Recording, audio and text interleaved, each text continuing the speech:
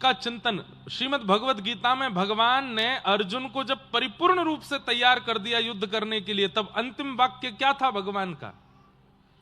बहुत ध्यान से सुनिए। संपूर्ण गीता का ज्ञान जब मध्य में पहुंचा, जब ठाकुर जी ने 8 अध्याय सुना दिए, 10 अध्याय सुना दिए अर्जुन को, उसके बाद ठाकुर जी पूछते हैं, अर्जुन अब तुम कैसा अनुभव कर रहे हो? तब अर्जुन कहते हैं, ठीक है, थोड़ा मन मेरा ठीक है, और जो मेरे अंदर मोह था वो चला गया। ठाकुर जी बोले, गई हुई वस्तु वापस आ सकती है। तब भगवान ने 8 अध्याय और सुनाए, और उसके बाद अंत में भगवान पूछते हैं 18 अध्याय पूर्ण होने पर कि अब कैसा लग रहा है? तब अर्जुन ने जो वाक्य कहा, नष्ट मोह स्मृतिर लब्धा, मेरा मोह अब गया नहीं, अब नष्ट हो गया। भगवान बोले हाँ, नष्ट हुआ तो मतलब अब दोबारा नहीं आएगा। और उसके बाद दूसरा वाक्य क्या कहता है अर्जुन? स्मृतिर लब्धा, ये आपका मेरा जो संवाद हुआ, इसकी स्मृति मेरे पास में है, इसकी स्मृति मेरे चित्त में बैठ गई है, और ये अंतिम श्वास तक ये स्मृति रहने वाली है। ठाकुर जी बोले बस इस स्मृति से ही तुम्हारा कल्याण हो जाएगा, इस स्मृति से ही तुम युद्ध जीत जाओगे, इस स्मृति से ही महाभारत में तुम विजयी हो जाओगे। आप सब अर्जुन हैं, मैं भी अर्जुन हूं, लेकिन कथा में माध्यम बना हूं, इसलिए वाणी के रूप में केवल शब्द जो मैं बोल रहा हूं वो कृष्ण है।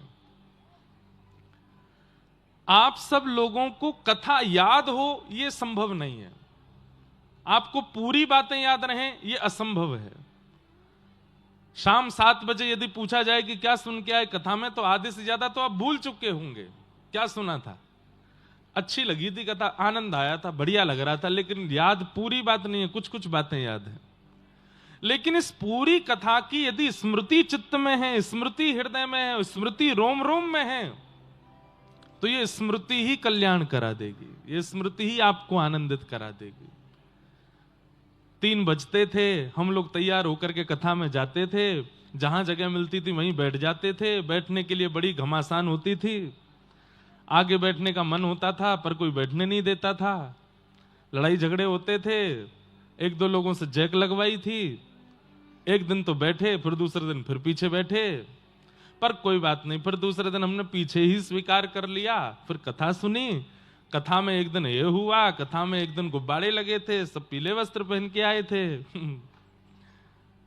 महाराज जी हमको 3 बजे बुलाते, खुद 3:30 बजे आते थे। एक दिन तो 4 बजे आए थे। एक दिन कथा में पूज्य बड़े महाराज जी आए थे, एक दिन कोई संत आए थे, श्री रंगनाथ प्रभु का दर्शन होता था, जगन्नाथ चकानयन भजन गाया था महाराज जी ने। ये सारी स्मृतियां आपके चित्त में यदि हैं तो ये स्मृति ही कल्याण कर देगी। नष्ट मोह स्मृतिर लब्धा। कथा श्रवण करके अपने अवगुणों को यही नष्ट करते जाइए। जो जो बातें, जो जो भाव बताई जाती हैं उसको कल पे मत टालिए कि ये बात अच्छी बताई महाराज जी ने, कल से इस पे मैं इंप्लीमेंट करूंगा ना। अभी करो, इसी वक्त कर लीजिए। भाई डॉक्टर जब औषधि देता है ना, तो ये नहीं कहता कल से शुरू करना, वो कहता अभी से शुरू करो, अभी जाके 1 डोज तो अभी ले लो, हमारे सामने ही ले लो। वो अपने सामने प्रारंभ करा देता है। तो हम तो केवल, महाराज जी तो केवल प्रारंभ करा रहे हैं, पर ये स्थिति आपके जीवन भर में स्मृति बनकर के रहे, स्मृति इसकी ऐसी छाप छोड़ दे आपके चित्त में, तो वो स्मृति कल्याण कर देती है। नष्ट मोह स्मृतिर लब्धा। स्मृति इतनी आवश्यक क्यों है? क्योंकि ऐसा सुना जाता है, कहा जाता है कि व्यक्ति जब अपने प्राण त्यागता है, चाहे वो स्वाभाविक मृत्यु मरे, चाहे वो किस प्रकार की भी मृत्यु को प्राप्त हो, मृत्यु प्राप्त करने वाला व्यक्ति मरते मरते जब उसकी आंखें बंद हो जाती हैं, श्वास रुकने वाली हो जाती है, प्राण निकलने वाले होते हैं, तो अंत के 6-7 मिनट उसको स्मृति आती है, अपने संपूर्ण जीवन का स्मरण होता है। कहते हैं ऑन स्पॉट मृत्यु हुई ना, थोड़ी देर के लिए चिंतन चलता है, 7 मिनट चिंतन चलता है, वो 7-10 मिनट क्या चिंतन में आता है, मेरा जन्म यहाँ हुआ था, मेरी माताजी ये थी, मेरे पिताजी ये थे, मैं इतना बड़ा हुआ, फिर मेरी ये बहन थी, मेरे ये भाई थे, मैं उस स्कूल में पढ़ने गया, वहाँ मेरा वो मित्र था, फिर उसके बाद मैं कॉलेज गया, यूनिवर्सिटी गया, फिर मेरा इनसे ब्याह हुआ, मेरे 2 बालक हुए, मैं ये कमाई करता था, ये मेरी जॉब थी, ये मेरा बिजनेस था, यहाँ मैंने घर बनाया, वहाँ मैंने प्रॉपर्टी ली, किसके साथ बुरा किया, किसके साथ छल किया, कपट किया, सब याद आता है। आज मेरी ये अवस्था है और इस कारण से मेरी अब मृत्यु हो रही है, बस खत्म, निकल गए प्राण। लेकिन एक बात, व्यक्ति को सब कुछ याद आ जाता है, लेकिन उसको ये याद नहीं आता कि मैं गिरिराज जी गया था, मैं बद्रीनाथ गया था, मैं जगन्नाथपुरी गया था, मैं द्वारिका गया था, मैं रामेश्वरम गया था, मैंने एक बार कथा सुनी थी, मैंने एक अनुष्ठान में यजमान बना था, मैंने वहां पर इतना दान किया था, पुण्य किया था, दंडवती परिक्रमा, ये सब उसको स्मरण में नहीं आता। क्यों? क्योंकि ये उसकी स्मरण बुद्धि की प्राथमिकता में नहीं था। समझ में आ रही है बात? ये उसकी स्मरण बुद्धि की प्राथमिकता में नहीं था। जो प्राथमिक होता है वही स्मरण आता है अंतिम समय में। प्राथमिक क्या था? प्राथमिक धन था, प्राथमिक पत्नी थी, प्राथमिक बच्चे थे, प्राथमिक ऐश्वर्य था, प्राथमिक नाम कमाना था, प्राथमिकता और चीजों की थी, ठाकुर जी के नाम की नहीं थी। इसलिए ये स्मृति नहीं आती कि मैंने कथा सुनी थी, इंद्रेश जी महाराज कथा सुनाने आए थे, उन्होंने ऐसा कहा था, ये स्मृति में नहीं आता। इसलिए कथा याद करना आवश्यक नहीं है, कथा को, भगवत सेवा को, भगवत भजन को प्राथमिकता देना आवश्यक है कि ये प्राथमिकता है मेरे लिए, ये इंपॉर्टेंट है मेरे लिए। बस वो इंपॉर्टेंट रूप में अगर आपने स्मृति में धारण कर लिया तो अंतिम क्षण में यही सब स्मरण में आने वाला है और वही स्मृति कल्याण करेगी। इसलिए स्मृति बहुत आवश्यक है, याददाश्त बहुत जरूरी है। भगवान ना करे कभी हमारी याददाश्त जाए, पर जाए तो सब भूल जाए, लेकिन ये ना भूलें कि हम ठाकुर जी के हैं, ठाकुर जी हमारे हैं, ये कभी ना भूलें। अच्छा एक बात बोलें, याददाश्त जाने वाला व्यक्ति, अब हमने तो देखे बहुत कम है जिनकी याददाश्त चली जाती, पर सब भूल जाता है, सब भूल जाता है, कौन मेरा, कौन अपना, कौन पराया, सब कुछ उसके चित्त से निकल जाता है। लेकिन मैं इंसान हूं, मुझे खाना खाना है, मुझे पानी पीना है, मुझे सोना है, ये नहीं भूलता वो, ये उसकी स्मृति में रहता है। जिस प्रकार भोजन आवश्यक है, जल आवश्यक है, निद्रा आवश्यक है, ऐसी आवश्यकता भगवत नाम की हो जाए, बस इतना करना है, ये हो गया तो सब कुछ आपका समझ जाएगा। बस अपना जन्म लेना सार्थक हो जाएगा कि ठाकुर जी हमारे लिए इतने आवश्यक हो गए, भगवान नाम हमारे लिए इतने आवश्यक हो गया। कल मुझे, जहां मैं रुका वहां मुझे किसी ने पूछा भी कि महाराज जी ठाकुर जी का नाम, ठाकुर जी की कथा, वो हम भूल क्यों जाते हैं, छूट क्यों जाता है, उसमें हमारी लगातारता क्यों नहीं बन पाती? मैंने कहा क्योंकि हमने उसको इंपॉर्टेंस नहीं दिया। रोटी इंपॉर्टेंट है इसलिए रोज खाते हैं, पानी इंपॉर्टेंट है इसलिए रोज खाते हैं, रोज पीते हैं, सोना जरूरी है इसलिए रोज सोते हैं। आप कहोगे महाराज जी जीवन नहीं चलेगा, अरे बड़े बड़े साधक हैं ऐसे, बिना पानी के रह रहे हैं, बिना भोजन के रह रहे हैं, बिना सोए रह रहे हैं, बिना बैठे रह रहे हैं, फिर भी जीवित हैं। प्राथमिकता ठाकुर जी को दे दें, स्मृति के रूप में ठाकुर जी को विराजमान कर लें, तो यह संभव है। तो स्मृति में ठाकुर जी का भाव विराजमान करो, स्मृति में ठाकुर जी के भजन को, कथा को प्राथमिकता दो। तो कटनी की कथा जो है ये आपके स्मरण भाव में आ जाए, स्मृति में आ जाए, बस उस स्मृति से कल्याण हो जाएगा। अरे कहां तक कहें, वैसे तो पुनर्जन्म होगा नहीं, लेकिन पुनर्जन्म हो भी जाए तो भी याद बनी रहे कि हाँ हम पूर्व जन्म में वहां थे, वहां हमने कथा सुनी थी, वहां हमने ठाकुर जी का भजन किया था, सेवा की थी। मीराबाई पूर्व जन्म में माधवी नाम की गोपी थी,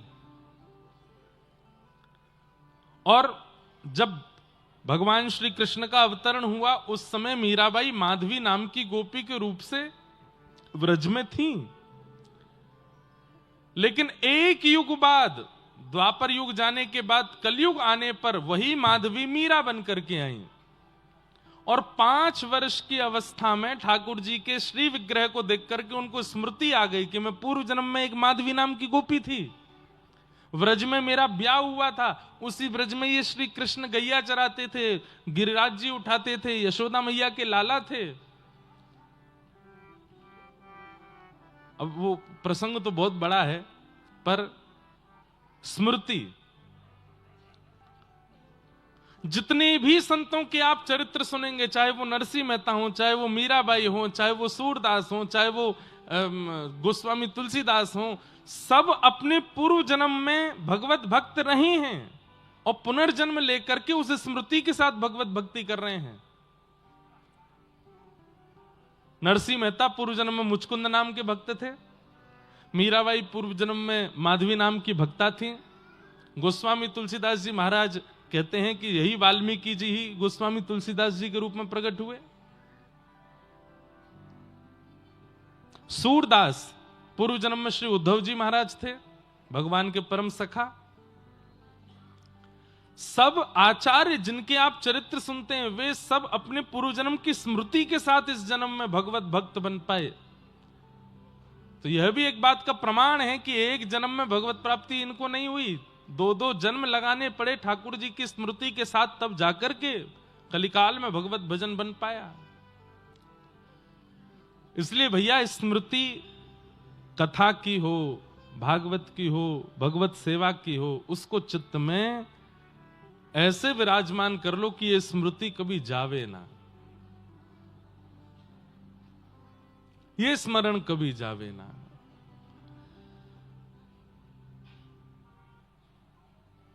मैं हूं श्री भगवान का, मेरे श्री भगवान, अनुभव यह करते चलो, तज ममता अभिमान।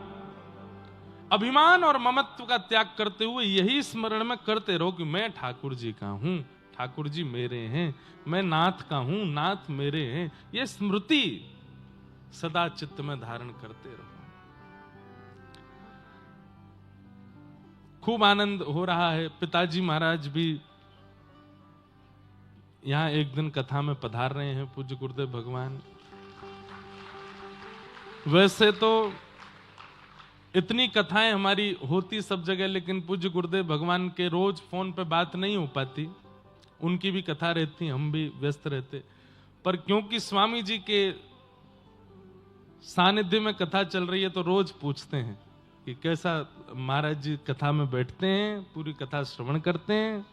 हमने कहा पिताजी आप और मैया मिलकर के हमको इतना स्नेह नहीं देते होंगे जितना स्वामी जी हमको स्नेह देते हैं, जितना पूज्य महाराज जी हमको प्रेम देते हैं।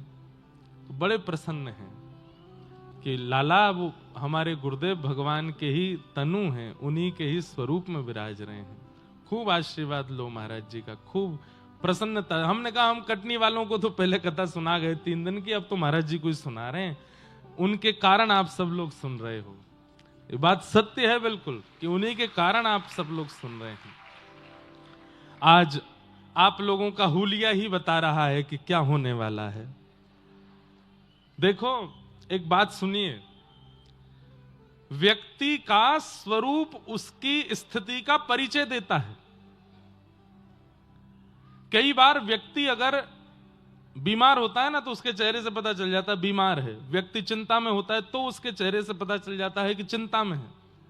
और कहां तक कहें, व्यसनी होगा, व्यभिचारी होगा तो भी मुख से पता चल जाता है कि व्यसनी है, व्यभिचारी है, इसके नेत्र अच्छे नहीं है, इसके कर्म अच्छे नहीं है, स्वभाव अच्छे नहीं है, व्यवहार अच्छा नहीं है। हमारे तन की स्थिति बता देती है, हमारे कपड़े बता देते हैं, हमारे हाथों का चलना फिरना उठना बैठना सब परिचय दे देता है कि हम कैसे हैं। आज आप सब लोगों की जो स्थिति है, कथा के बाद आप पूरी कटनी में घूम के आना, आप जहां जाओगे आपको देख करके कोई ये कहेगा कि कोई ठाकुर जी का उत्सव करके आए हो। क्यों? आपकी बाहर की स्थिति बता रही है कि आप ठाकुर जी के हो। ब्याह वालों का परिचय अलग ही पता चल जाता है, जो ब्याह में जा रहे होते हैं उनके कपड़े, उठना बैठना उसी से पता चल जाता है कोई शादी में आए हैं या शादी में जा रहे हैं। लेकिन आज आप सब लोगों का जो आवरण है और जो मुखमंडल का तेज है, जिस प्रकार के वस्त्र भूषा है, उससे किसी को बताना नहीं पड़ेगा, देखते ही उसको पता चल जाएगा कि कोई भक्त है भगवान का। पीले वस्त्र पहने हैं, पीली पाग पहनी है, पीलो पीलो चंदन लगायो है, कई बाल गोपाल तो ऐसे बिल्कुल ग्वारिया बन करके आए हैं, ऐसे बढ़िया लग रहे हैं, लग रहा है कि महाराज ब्रज ही है, आज गोकुल जैसी अनुभूति हो रही है कटनी में, और तभी ठाकुर जी आमेंगे। तो अब हम विलंब नहीं करते, कथा क्रम बहुत है, सब कथा भाव को कहते हुए ठाकुर जी के मंगल जन्मोत्सव की ओर चलेंगे। प्रेम और भाव से दरबारी ठाकुर जी के मधुर चिंतन में प्रवेश करेंगे। कल हम लोगों ने श्रवण किया कि वेदव्यास जी महाराज ने भागवत की रचना की और अपने पुत्र श्री सुखदेव जी महाराज को प्रदान की। उन्हीं सुखदेव जी की कृपा से परीक्षित को कथा श्रवण का लाभ प्राप्त हुआ।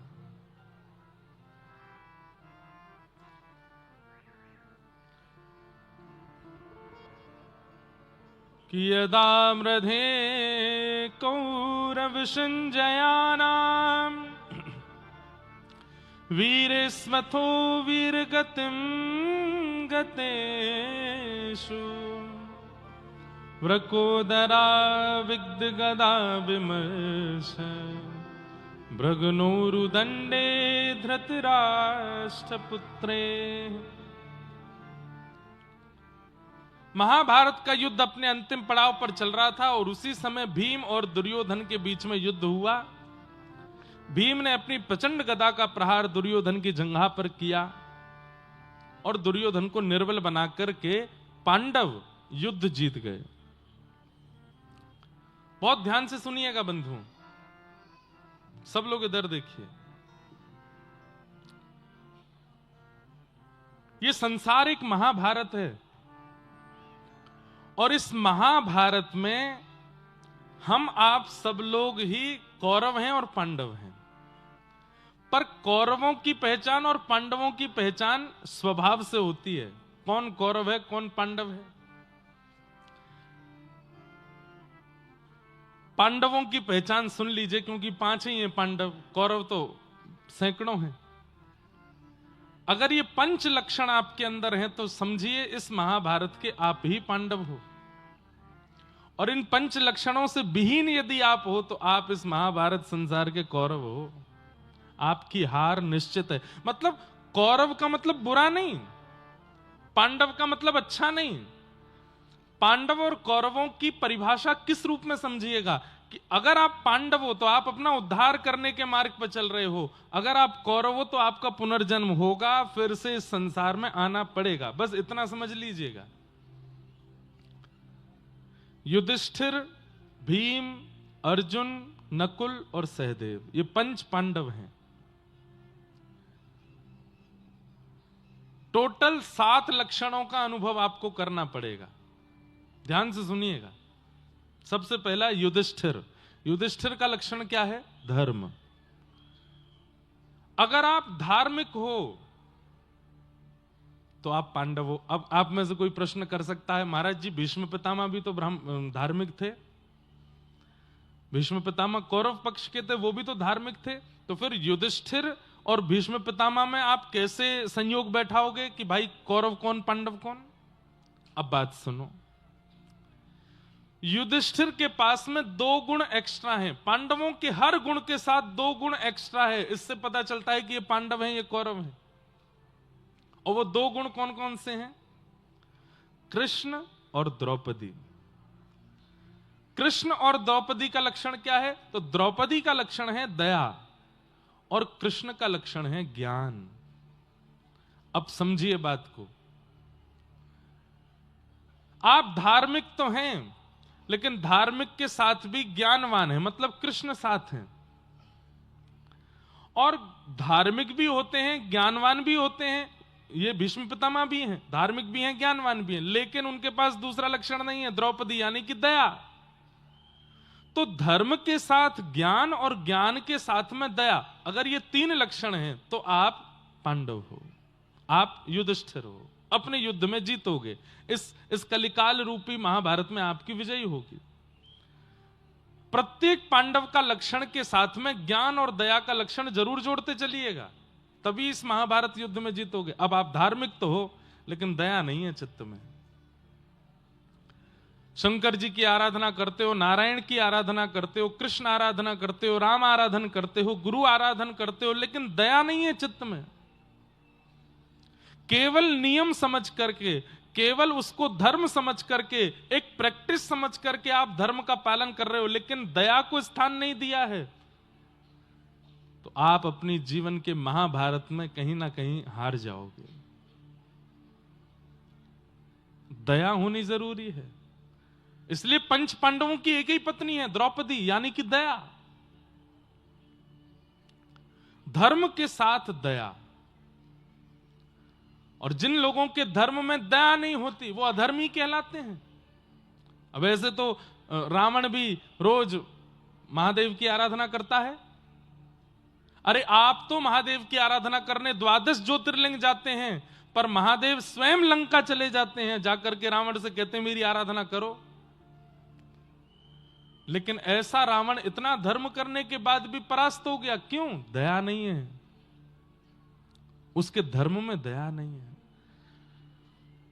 बुरा नहीं मानिएगा, नित्य तिलक लगाते हैं, नित्य शुद्ध वस्त्र पहनते हैं, त्रिकाल संध्या करते हैं, आचरण शुद्ध कर रखते हैं, एकादशी व्रत करते हैं, पूर्णिमा का व्रत करते हैं, परिक्रमा करते हैं, बहुत नियम से रहते हैं, लेकिन दया नाम की वस्तु नहीं है चित्त में, तो आपका धर्म आपका कल्याण नहीं कर पाएगा।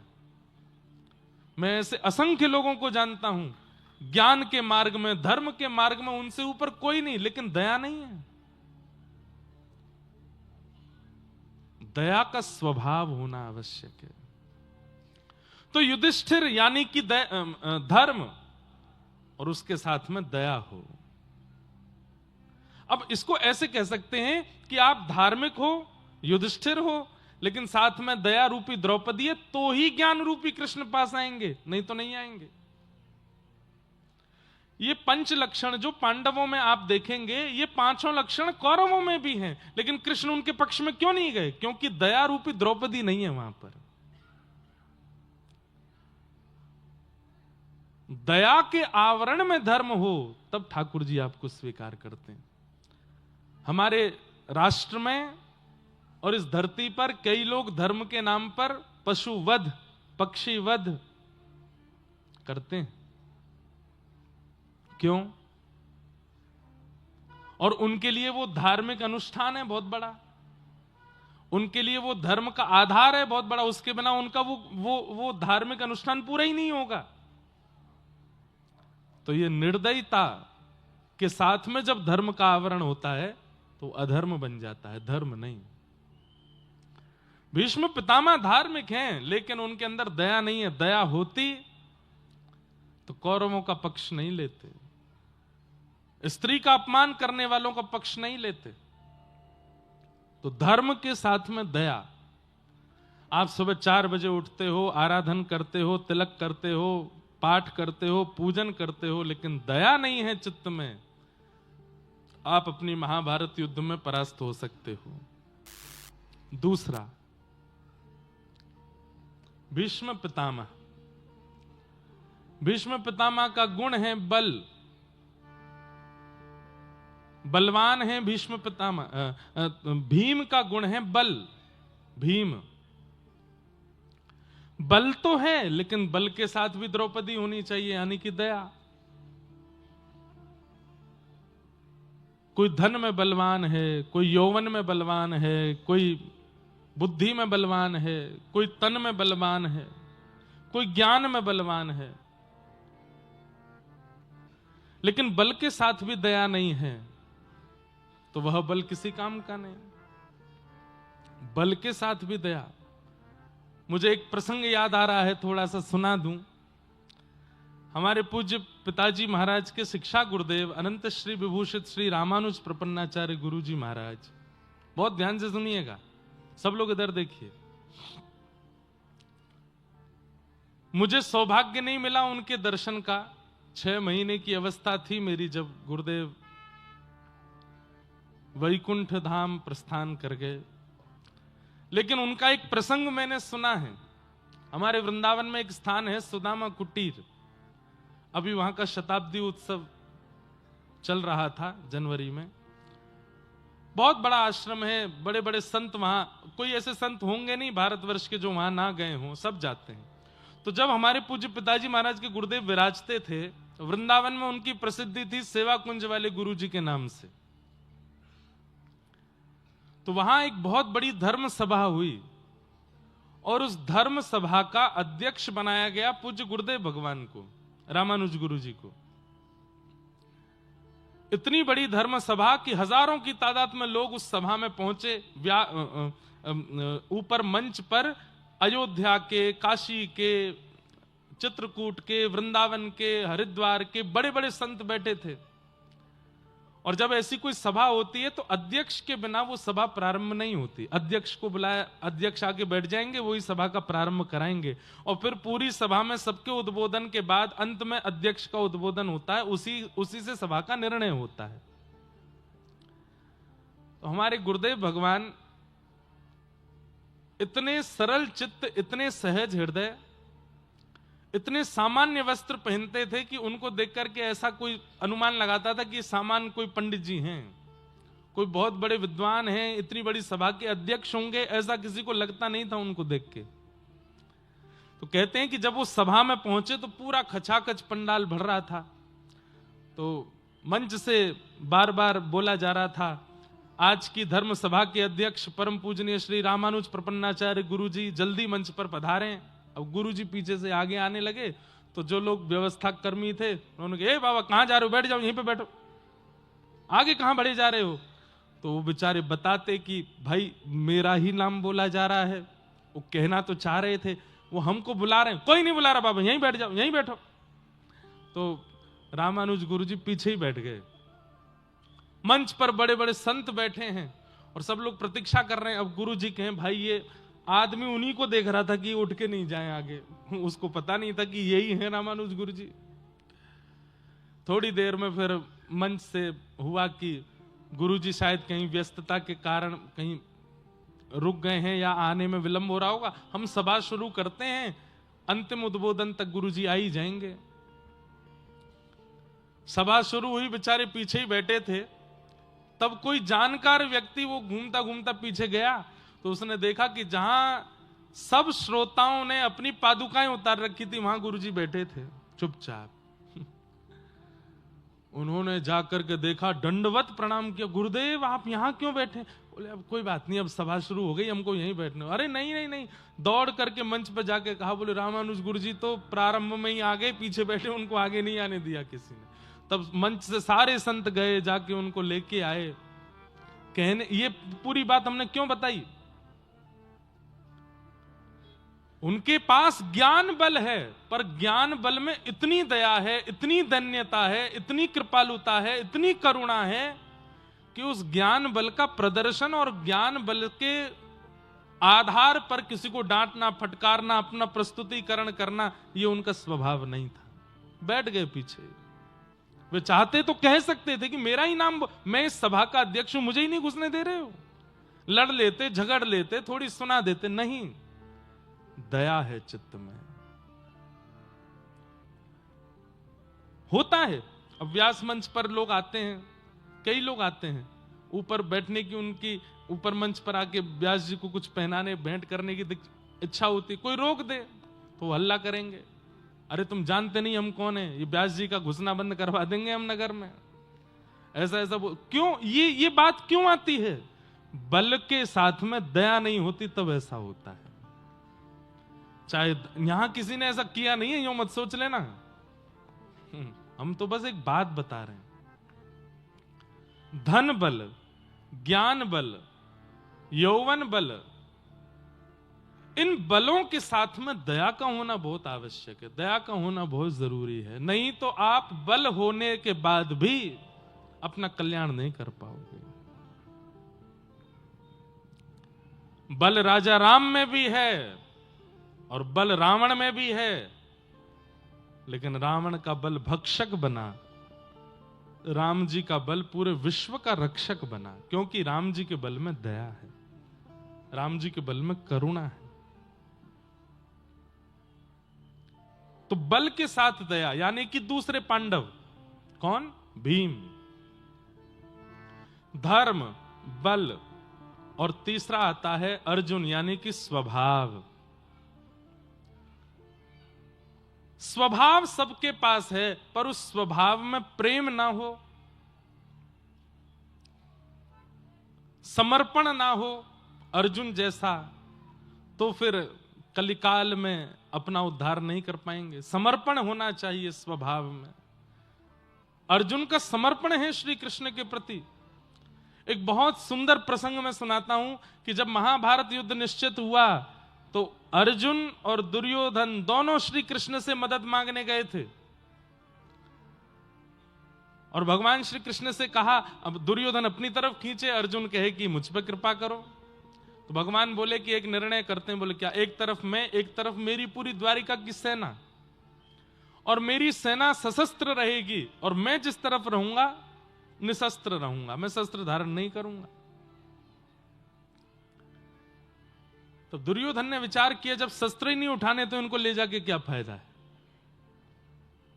दुर्योधन ने 3 बार पूछा, आप सच में शस्त्र नहीं उठाओगे?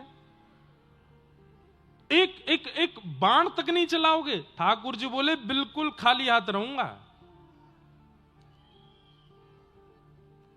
तो फिर क्या करोगे आप युद्ध में आकर के? वहां पे ओम जय जगदीश हरे आरती तो होनी नहीं है आपकी।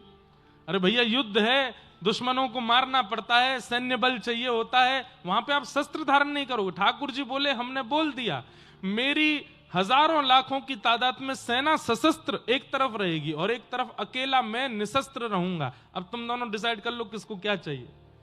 दुर्योधन बोला, तो हमको सेना दे दो, और आपका अर्जुन का प्रेम भी बहुत ज्यादा है, आप इसी की तरफ चले जाओ। ठाकुर जी ने अर्जुन की ओर देखा, अर्जुन, कौरवों के पास पहले से भी सेना बहुत ज्यादा है, और ये फिर मेरी भी सेना ले जाएगा तो और ज्यादा सेना आ जाएगी। तुम चाहो तो तुम्हारे पक्ष में हम बात रख सकते हैं, मैं इनकी तरफ चला जाऊं, मेरी सेना तुम रख लो। दुर्योधन, तुम कुछ बोलोगे नहीं, इनके पास वैसे ही सेना कम है। अगर अर्जुन तुझे सेना चाहिए तो सेना ले जा, मैं कौरवों के पक्ष में जाऊंगा। अर्जुन ने हाथ पकड़ा, बोले नहीं, आप ही चाहिए, सेना नहीं चाहिए। जब सेना लेकर के दुर्योधन जा रहा था तो कह रहा था, अर्जुन पागल है, मूर्ख है अर्जुन, एक कृष्ण को बढ़ा करके क्या कर लेगा, निशस्त्र कृष्ण को ले जाकर के क्या फायदा होगा उसका? कोई फायदा नहीं। जीत तो हमारी निश्चित हो गई, पहले ही सैन्य बल इतना है, उसके बाद ये द्वारिका की पूरी सशस्त्र सेना और मिल गई है, अब तो हमारी जीत निश्चित है। अब पांडवों को हमसे हराने से कोई नहीं रोक सकता। दुर्योधन के जाते ही भगवान ने अर्जुन को खूब डांटा। बोले, हे अर्जुन, तेरे हित के लिए मैंने ये निर्णय लिया था, ताकि मैं वहां चला जाऊं, सेना तेरे पास रहे। मेरी सेना रहती तो तुम पांडवों के युद्ध जीतना तो बहुत दूर की बात है, लेकिन थोड़ा जीत के आसपास तो पहुंचते तुम लोग। तुम पे वैसे ही सेना नहीं है, ऊपर से तूने मना कर दिया कि सेना नहीं चाहिए। अर्जुन ने बहुत अच्छी बात कही, चरण पकड़ करके ठाकुर जी के, अपना हाथ ठाकुर जी के हाथ में देकर के बोले, मैं आपको मांगने नहीं आया हूं, मैं आपसे मांगने नहीं आया हूं, मैं खुद को देने आया हूं नाथ। मैं तो, कितनी ऊंची बात है, अपनी जिम्मेवारी अपने हाथ में रखूंगा तो पूरा दिमाग मुझे ही चलाना पड़ेगा, और आपको मांगने आऊंगा तो आपकी जिम्मेवारी भी मुझे ही रखनी पड़ेगी। भाई कृष्ण ने खाया कि नहीं, कृष्ण सोए कि नहीं, कृष्ण नहाए कि नहीं, मैं खुद को देने आया हूं नाथ, मेरी जिम्मेवारी भी आप संभालो, मुझे कुछ नहीं पता। आप कहोगे दिन तो दिन, आप कहोगे रात तो रात, आप कहोगे उठो तो उठूंगा, आप कहोगे बैठो तो बैठूंगा, आप कहोगे चलो तो चलूंगा, आप कहोगे मर जाओ तो मर जाऊंगा। अपनी इच्छा से एक क्रिया नहीं करूंगा महाभारत में। ठाकुर जी ने अर्जुन को हृदय से लगा लिया, बोले जीत गया तू महाभारत, अब तुझे कोई नहीं हरा पाएगा। बस याद रहे मैं जो कहूंगा वही करना है। बोले करिष्ये वचनम तव, आप कह के तो देखिए, मैं विचार नहीं करूंगा। कितनी बार परीक्षा ली भगवान ने बीच महाभारत में। चारों तरफ से चक्रव्यूह बना हुआ है, बाणों की बौछार हो रही है अर्जुन के ऊपर। प्राइम योद्धा जिसके पीछे पूरी कौरव सेना पड़ी थी, वो कौन था बताओ? अर्जुन। युधिष्ठिर नहीं, भीम नहीं, नकुल सहदेव, सब की केंद्र बिंदु में यह था कि मेरे बाण से अर्जुन मर जाए बस एक बार। सब अर्जुन को मारना चाहते हैं, लेकिन सामने सारथी बन के ठाकुर जी बैठे। बोले अर्जुन निश्चिंत रहे, बस मैं जो कहूं वो करना। बोले आप कह के देखो। बीच युद्ध मैदान में ठाकुर जी ले गए, चारों तरफ से कौरवों ने घेर लिया और सब बाणों की बाण बौछार कर रहे हैं अर्जुन के ऊपर। उस बीच युद्ध में ठाकुर जी अर्जुन को कहते हैं, अर्जुन तेरे घोड़े आगे नहीं बढ़ रहे, प्यासे हैं बहुत ज्यादा। अच्छा अब क्या करूं? बोले क्या इनको पानी पिलाना पड़ेगा? बोले कैसे पानी पिलाऊं, चारों तरफ से चक्रव्यूह में फंसे हम। बोले एक काम कर। बोले क्या? तेरा गांडीव धनुष है, बाण संधान करके पृथ्वी में गड्ढा कर, जल का स्रोत निकाल, पृथ्वी से जल निकाल करके घोड़ों को पिला दे और वापस लगा के बैठ जा। अर्जुन ठाकुर जी की ओर देख रहा है, पसीने पसीना हो गया। बोले चारों तरफ से बाण ताने बैठे हैं और आप कह रहे हो कि मैं पृथ्वी में गड्ढा करके पानी निकाल के घोड़ों को पिलाऊं और बैठ जाऊं? ये 2-4 मिनट का काम नहीं है भगवान, 1.5-2 घंटे का समय लगेगा और इतनी देर में तो ये छन्नी बना देंगे मुझको। ठाकुर जी बीच युद्ध मैदान में चाबुक छोड़ करके कहते हैं, तो फिर तूने ऐसा क्यों कहा था कि जो कहोगे सो करूंगा? अब जब कहा है तो कर। अर्जुन बोले बचा लेना। बोले कि वो नहीं कहूंगा, मैं जो कह रहा हूं वो कर। उस चक्रव्यूह में अर्जुन उतरता है, अपने गांडीव धनुष से लगातार बाणों की बौछार करके पृथ्वी से जल का स्रोत प्रकट करता है, घोड़ों को खोल करके जल पिलाता है, जल पिला के वापस घोड़ों को रथ में लगा देता है और इतनी देर में एक बाण भी अर्जुन का स्पर्श नहीं कर पाया। अर्जुन रुको रुको रुको रुको रुको रुको, अभी नहीं बजाओ। अर्जुन सोच रहा है ये कौरवों को सांप सूंघ गया क्या? इतना बढ़िया मौका था मुझे मारने का, क्यों नहीं मारा? घोड़ों को लगाने के बाद अर्जुन ने कहा एक बार नजर उठा के देखूं तो सही। अभी तक देख भी नहीं रहा है वो कौरवों की ओर। जैसे ही नजर घुमा करके देखा तो सारे कौरव मूर्तिमंत होकर के अर्जुन के रथ के उपल्ले भाग को देख रहे हैं। अर्जुन बोला ये सब मेरे रथ के ऊपर क्यों देख रहे हैं, क्या देख रहे हैं? अर्जुन ने जैसी दृष्टि उठा करके देखा, ठाकुर जी ने विराट रूप धारण करके इतना सुंदर यौवन बना लिया कि सब कौरव उन्हीं को देखने में व्यस्त हो गए और इतनी देर में अर्जुन ने अपना काम कर दिया। भूल गए सब कि हमें अर्जुन को मारना है, देखते रह गए श्री कृष्ण को।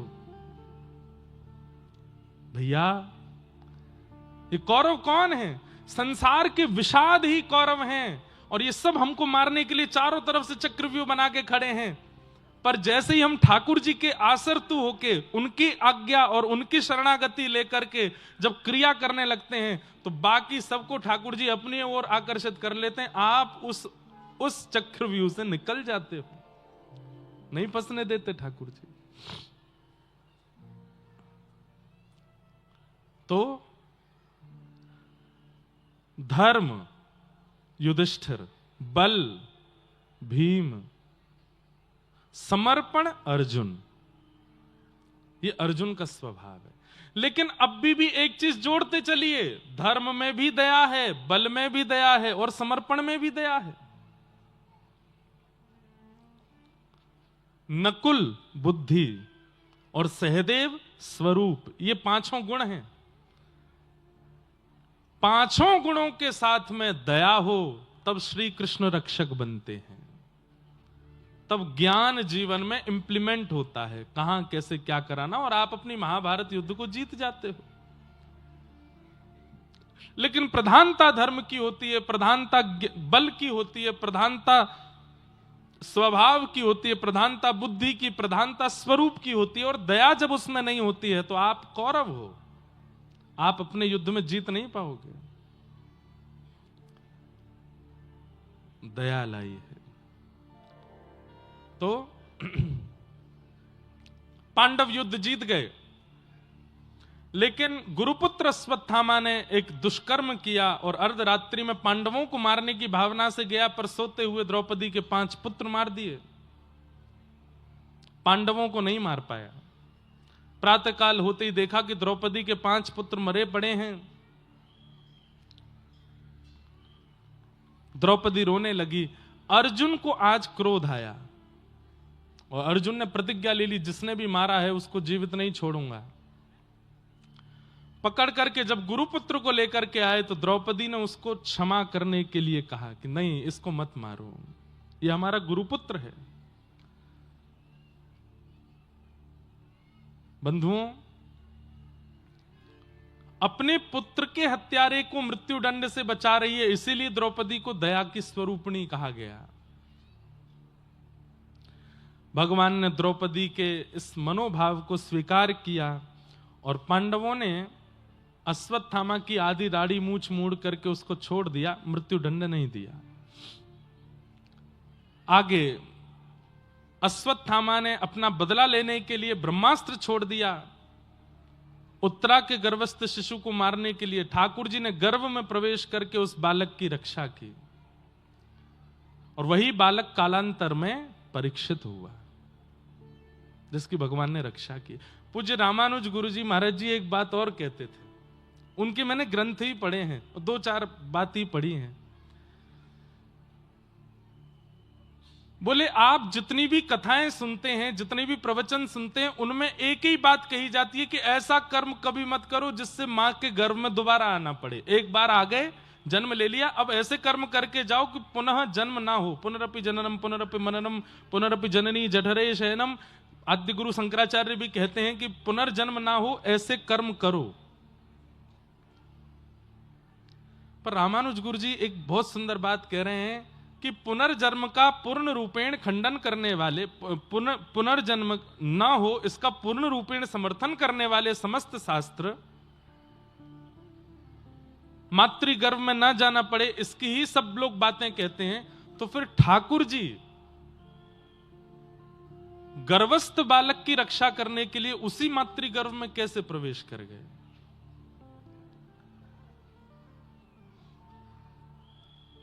थोड़ी विचार वाली बात है, इधर उधर नहीं देखो, यहां देख के सुनो। उत्तरा के गर्भस्थ शिशु को मारने के लिए जब ब्रह्मास्त्र छोड़ा गया तो ठाकुर जी गर्भ में प्रवेश करके अपनी चक्रा नाम की गदा घुमा करके उसकी रक्षा करते हैं। कैसे, क्यों? तो पूज्य गुरुदेव भगवान कहते हैं क्योंकि ठाकुर जी को पता है ये राजपुत्र है, ये नहीं, ये पांडवों का वंशधर है, ये नहीं, ये अभिमन्यु का बेटा है, ये नहीं, ये उत्तरा का बेटा है, यह भी नहीं। उसकी प्राथमिकता क्या है कि ये बालक कालांतर में श्रीमद् भागवत का श्रोता है, इसलिए इसकी मुझे रक्षा करनी है। तो गुरुदेव कह रहे हैं अपनी एक टीका में कि मैं और हम आप सब लोग, हम सब जब अपनी मातृगर्भ में थे, आज जब हम कथा सुन रहे हैं तो इस बात का प्रमाण है कि उस काल में जब हम अपनी मां के गर्भ में थे ठाकुर जी ने हमारी भी रक्षा की। क्यों? क्योंकि ठाकुर जी को पता है 25 साल बाद, 30 साल बाद, 40 साल बाद ये भागवत का श्रोता बनेगा, इसलिए इसको बचाओ। हमारी रक्षा इसलिए नहीं हुई क्योंकि हम अपने परिवार के वंशधर हैं या अपने कुल के वंशधर हैं या हमें संपत्ति बढ़ानी है या हमें वैभव बढ़ाना ना। ठाकुर जी जानते हैं कि ये भागवत का वक्ता या श्रोता बनेगा, इसलिए इसको बचाओ। इसके माध्यम से असंख्य जीव भगवत मार्ग में आएंगे या इसके माध्यम से मेरी कथा सुनकर के जब ये अपनी कॉलोनी मोहल्ले में जाएगा वहां से 4 लोगों को और लेके कथा में आएगा। इसलिए ये भागवत का प्रचारक बनने वाला है, भागवत का श्रोता बनने वाला है, इसलिए इसकी रक्षा करो। गुरुदेव की ऐसी वाणी। नहीं तो परीक्षित को ब्रह्मास्त्र यदि गर्व में नष्ट कर देता। परीक्षित का जन्म नहीं होता तो शुक्राचार्य जी किसी और को भी कथा सुना सकते थे। परीक्षित के जन्म लेने से कोई कुछ बहुत विशेष तो नहीं हुआ, लेकिन अगर परीक्षित ना होते तो आज भागवत गेहे गेहे जने जने नहीं पहुंच पाती। इसलिए ठाकुर जी ने उनकी रक्षा की।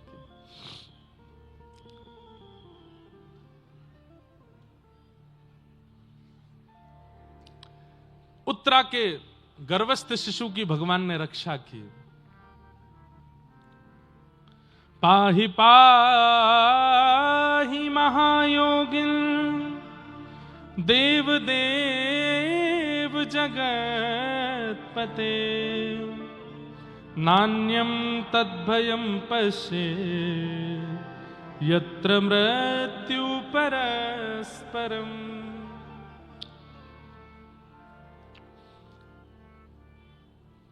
ये जो जगन्नाथ नाम है ना भगवान का, ये सबसे पहले श्रीमद् भागवत के प्रथम स्कंद में उत्तरा ने ही कहा है, जगतपते। ठाकुर जी को जगन्नाथ कह करके, जगतपति, नाथ का मतलब क्या होता है? रक्षक। नाथ का मतलब पति।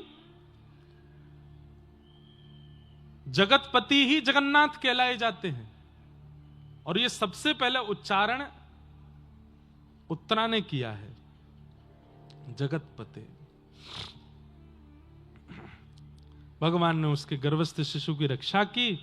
तत्पश्चात ठाकुर जी अब देखे कि सब व्यवस्थित है, पांडव राज तिलक हो गया, यहां उत्तरा के बालक की रक्षा हो गई, सब कुछ व्यवस्थित है, तो ठाकुर जी ने अब पांडवों से आज्ञा मांगी कि भैया अब हमको आज्ञा दो, क्या अब हम द्वारिका जाएं वापस। जैसे ही ठाकुर जी द्वारिका जाने के लिए तैयार हुए, घबरा गए सब पांडव।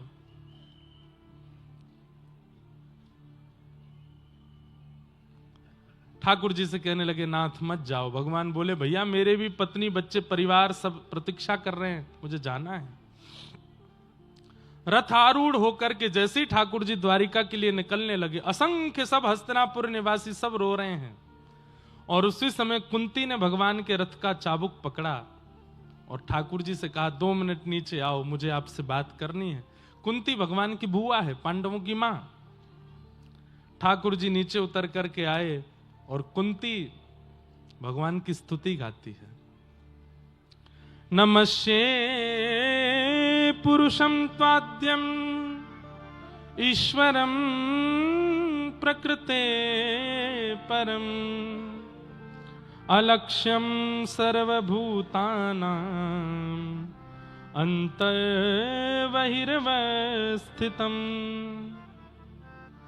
हे नाथ, मैं आपको प्रणाम करती हूं। क्यों? क्योंकि आप भगवान हो। ठाकुर जी बोले, भुआ मैं भतीजा हूं आपको, मोए आपको प्रणाम करना चाहिए, मोकू आपको दंडवत करनी चाहिए, आप मोकू प्रणाम क्यों कर रही हो? कुंती बुआ बोली, क्योंकि मैं जानती हूं कि आप परमात्मा हो, आप ईश्वर हो, आप भगवान हो। लाला ये लेजर नहीं मारना आपकी बार। ये जो वहां बालक कोई बैठे हैं उनको मना करो कि ये व्यास मंच पर लेजर नहीं चला। मैं क्या बता रहा था भैया, मैं कहां थे?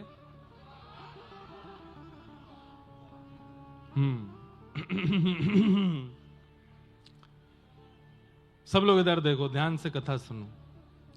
नमस्ये पुरुषं त्वाद्यम ईश्वरं प्रकृते परम अलक्ष्यं सर्वभूतानां अंतर्बहिर्वस्थितम्। कुंती बुआ बोली, आप परमात्मा हो।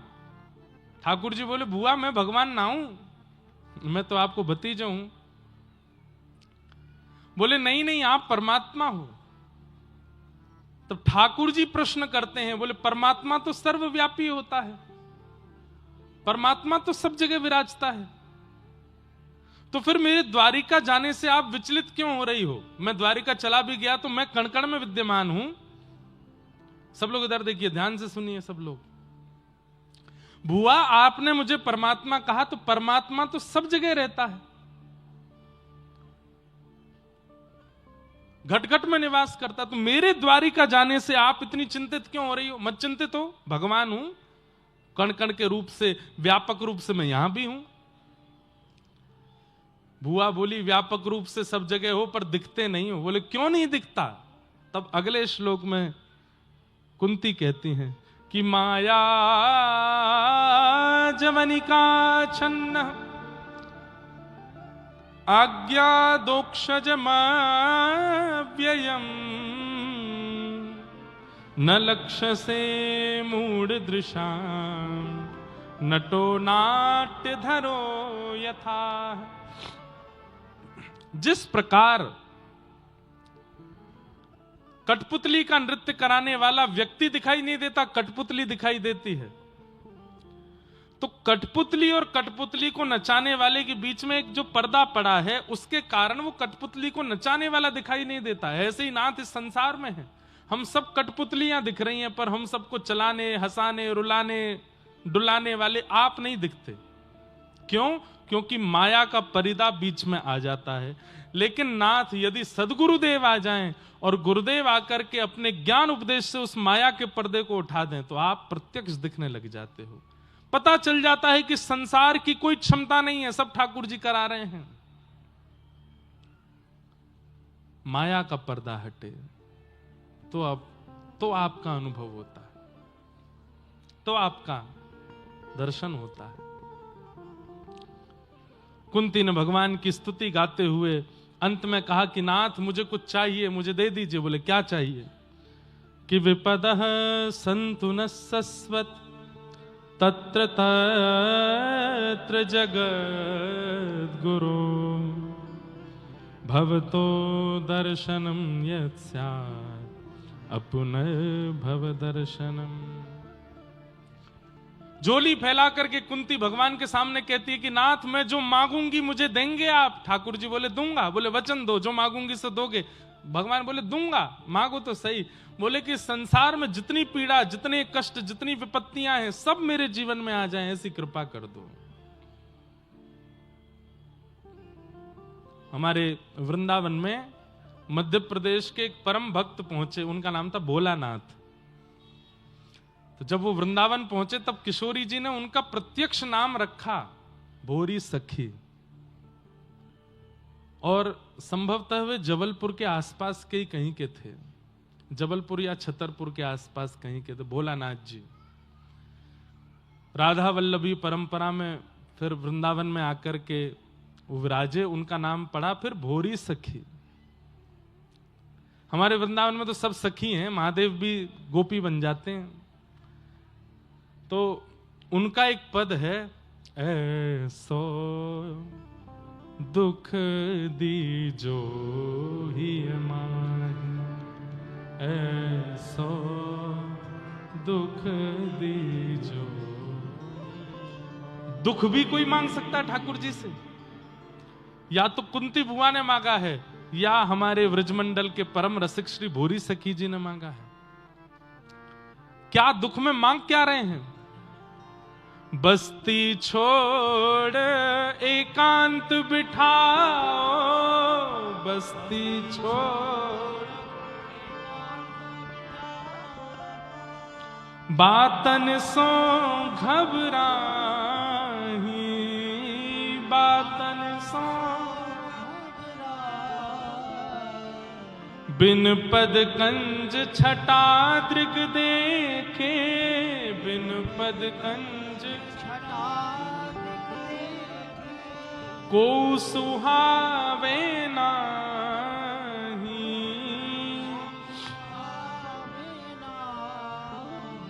भोरी ऐसे दुख बिन प्यारी, भोरी जीवन व्यर्थ गवाही, ऐसो दुख दीजो ही मान, ऐसो दुख दीजो। महाराज जी, हमारे ब्रज के रसिकों के इतने सुंदर सुंदर चरित्र हैं, कई बार मन होता है कि सुना दें, पर इतने बड़े बड़े हैं कि लगता है कथा पूरी कैसे हो। वृंदावन में रहते थे भोरी सखी, यहीं मध्य प्रदेश से गए थे और किशोरी जी मिलेंगी मुझे इस याचना से सेवा कुंज में बंदरों को जो चने डाले जाते थे, उस चने की जो छिलके रह जाते हैं, जो भुने हुए चने होते हैं, उसका छिलका रह जाता है ना, वो छिलके खा करके भजन करते थे वृंदावन में कि किशोरी जी मुझे मिले। तो एक दिन राधा वल्लभ जी ने पुजारी जी को स्वप्न दिया और कहा, सेवा कुंज में भोरी सखी नाम भोलानाथ नाम के एक मेरे भक्त हैं, उनके लिए राजभोग की थाली लेकर के जाओ। वो जब से आए हैं चने के छिलके पर जी रहे हैं। तो पुजारी जी जब थाली लेकर के गए और भोलानाथ जी से कहा, ठाकुर जी ने स्वयं स्वप्न में आकर के कहा है कि तुम ये थाली का प्रसाद पाओ। तो भोलानाथ जी सिर पटक पटक के रोने लगे। और क्या बोले पुजारी जी ने कि रो क्यों रहे हो? बोले किशोरी जी को मेरे पेट की चिंता हुई, मेरे हृदय की चिंता नहीं हुई। मेरे पेट की चिंता हुई कि मैंने भोजन नहीं किया, मेरे हृदय की चिंता क्यों नहीं हुई कि मैं इतना रोता हूं, इतना बिलखता हूं कि एक बार मुझे दिख जाओ। मेरे हृदय की चिंता उनको नहीं हुई। और तब सोचे शायद भूख प्रेम को हरा रही है, इसलिए भोजन भेजा है, स्वयं नहीं आई है किशोरी जी। इतनी ऊंची स्थिति। कुंती कहती है मुझे दुख दे दीजिए। ठाकुर जी बोले बुआ दुख क्यों चाहिए? अरे अब तो तेरे बालक हस्तिनापुर के राजा बन गए, अब तो उत्तरा के बालक की रक्षा हो गई, अब तो द्रौपदी व्यवस्थित हो गई, अब तो तेरा पूरा खानदान बुआ सब व्यवस्थित हो गया, तो फिर से दुख मांग रही है? इतना दुख सहने के बाद में सब ठीक हुआ, फिर कष्ट क्यों मांग रही है? कुंती बुआ कहती है कल तक मेरे जीवन में कष्ट था तो कृष्ण हमारे संग खड़े थे, आज जैसे ही हस्तिनापुर में सब व्यवस्थित हुआ तो आप हमें छोड़ के द्वारिका जा रहे हो, इसलिए मुझे सुख नहीं चाहिए नाथ। जिसमें आप संग रहो, आप हाथ पकड़ करके रहो, आप 24 घंटे साथ में रहो, वो अगर दुख भी है तो मुझे वो दुख चाहिए ताकि आप मेरे पास रहो, मुझे सुख नहीं चाहिए। एक बात बोल दूं, किसी दिन यदि हनुमान जी प्रकट हो जाएं, महादेव प्रकट हो जाएं, नारायण प्रकट हो जाएं और हमारी आराधना से प्रसन्न होकर कहें भैया तैने बहुत मेरी पूजा करी, बता क्या चाहिए, मेरे जीवन के सारे दुख दूर कर दो।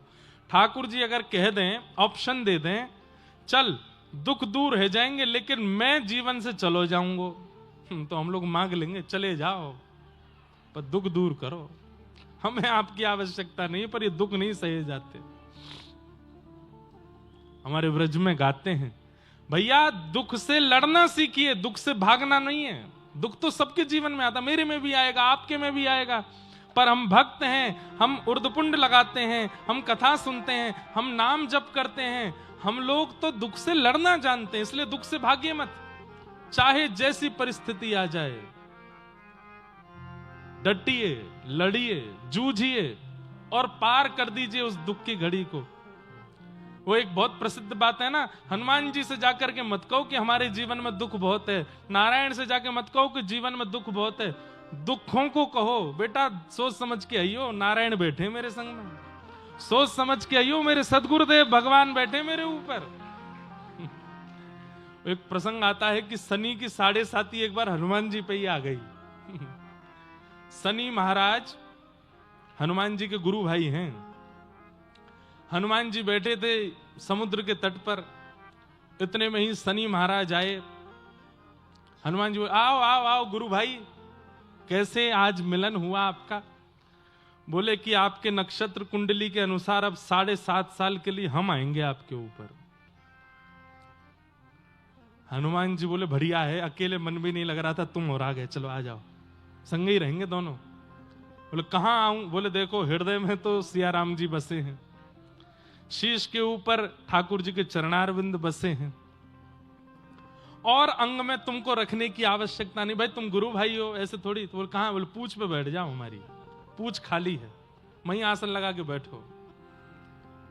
शनि महाराज जैसे पूछ पे बैठे। हनुमान जी का रोज का नियम है, सुबह उठते ही पहले तो तीनों लोकों की परिक्रमा करके आते हैं, और तीनों लोगों की परिक्रमा करके फिर राम पथ पर घूम के आते हैं, अयोध्या से लंका तक पूरा भ्रमण करके आते हैं।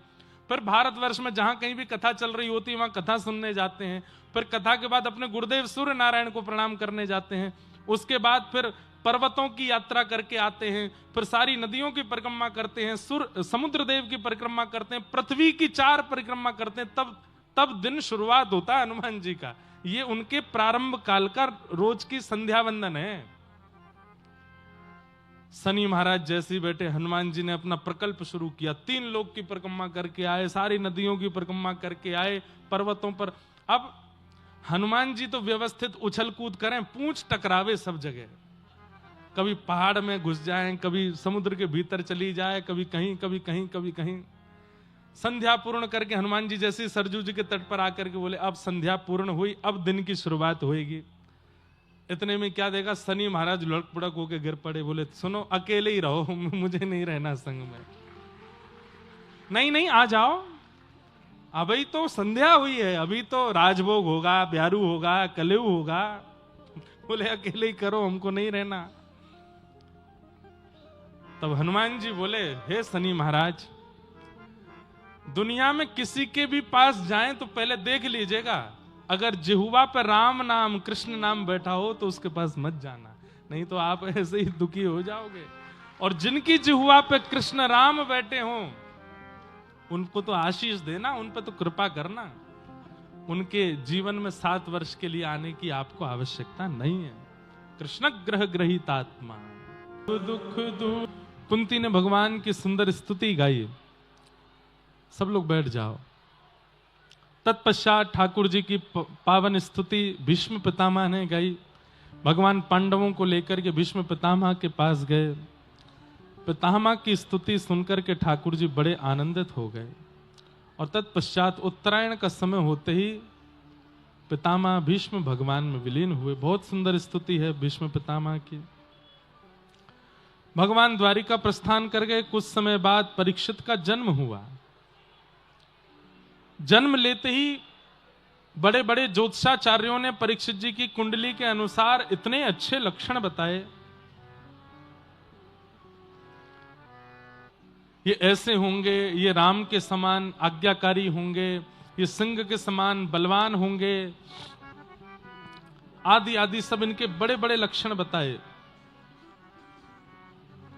महादानी होंगे, प्रहलाद के समान भक्त होंगे, आदि आदि सब इनके बहुत सारे लक्षण बता करके सब ज्योतिषाचार्यों ने पांडवों को, युधिष्ठिर को बताया कि भैया आपके घर में ये जो बालक आया है, एक जगह तो कह दिया कि जो पांडु महाराज का ऐश्वर्य और वैभव है वैसा ही इस बालक का होगा।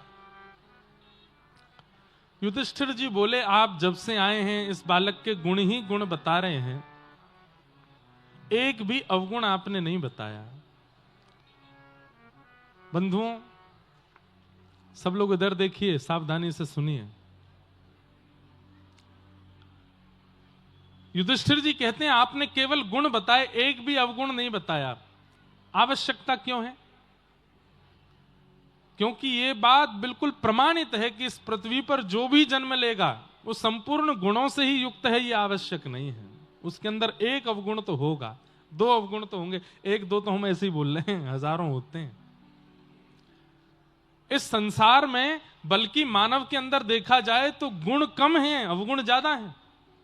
लेकिन वही जब गुरु आश्रित होता है, एक परंपरा का अनुग्रह करने लगता है, अनुसरण करने लगता है, तो धीरे धीरे गुण बढ़ने लगते हैं, अवगुण कम होने लगते हैं। आध्यात्मिक व्यक्ति गैर आध्यात्मिक व्यक्ति से श्रेष्ठ क्यों है? क्योंकि उसके अंदर गैर आध्यात्मिक व्यक्ति से थोड़े गुण ज्यादा हैं, अवगुण कम है। लेकिन यह बात प्रमाणित है कि संसार में अवगुण सबके अंदर है, सबके अंदर, कोई अवगुणों से नहीं बचा। इसलिए युधिष्ठिर जी महाराज बोले कि महाराज इस बालक का कोई एक अवगुण तो बताओ, या इसके जीवन की कोई एक ऐसी घटना तो बता के जाइए नक्षत्र आदि देख के, जिसके कारण इसके द्वारा कोई तो गलती होगी जीवन में। तब उन ब्राह्मणों ने बताया।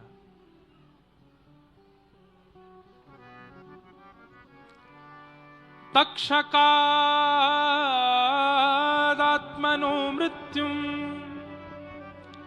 द्विजपुत्रोपसर्जिता प्रपत्स्यत उपश्रुत्य मुक्त संग पदम हरे। कम से कम आगे बैठे हुए लोगों से तो हमारी प्रार्थना, भैया तुम तो यहीं देखो, पीछे वाले ध्यान से सुनते हैं, आगे वाले इधर उधर करते रहते हैं, ध्यान से सुनिए, बहुत अच्छे अच्छे भाव है।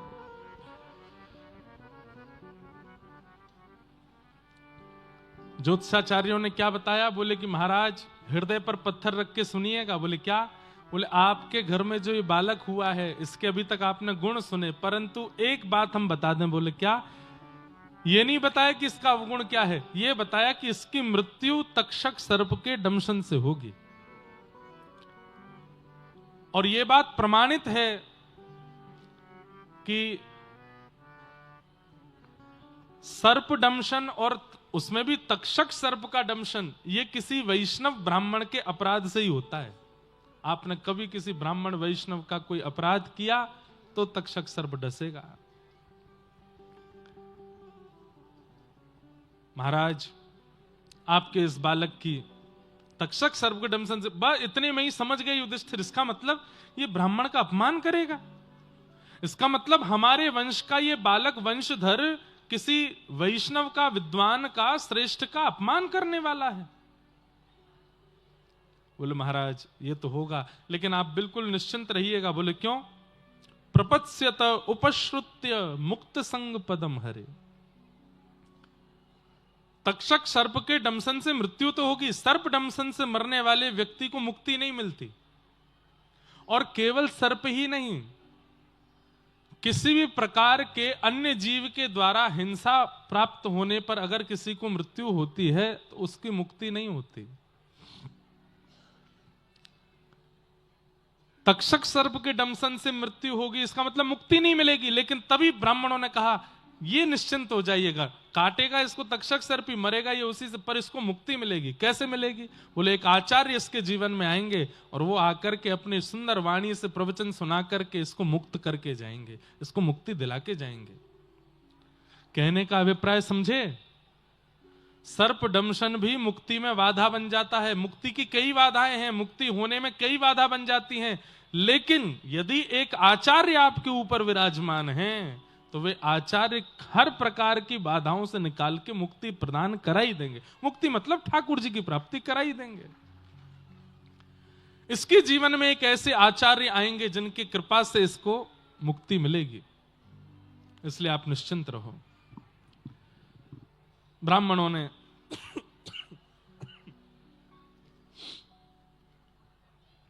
परीक्षित जी के बारे में सब बातें बताई।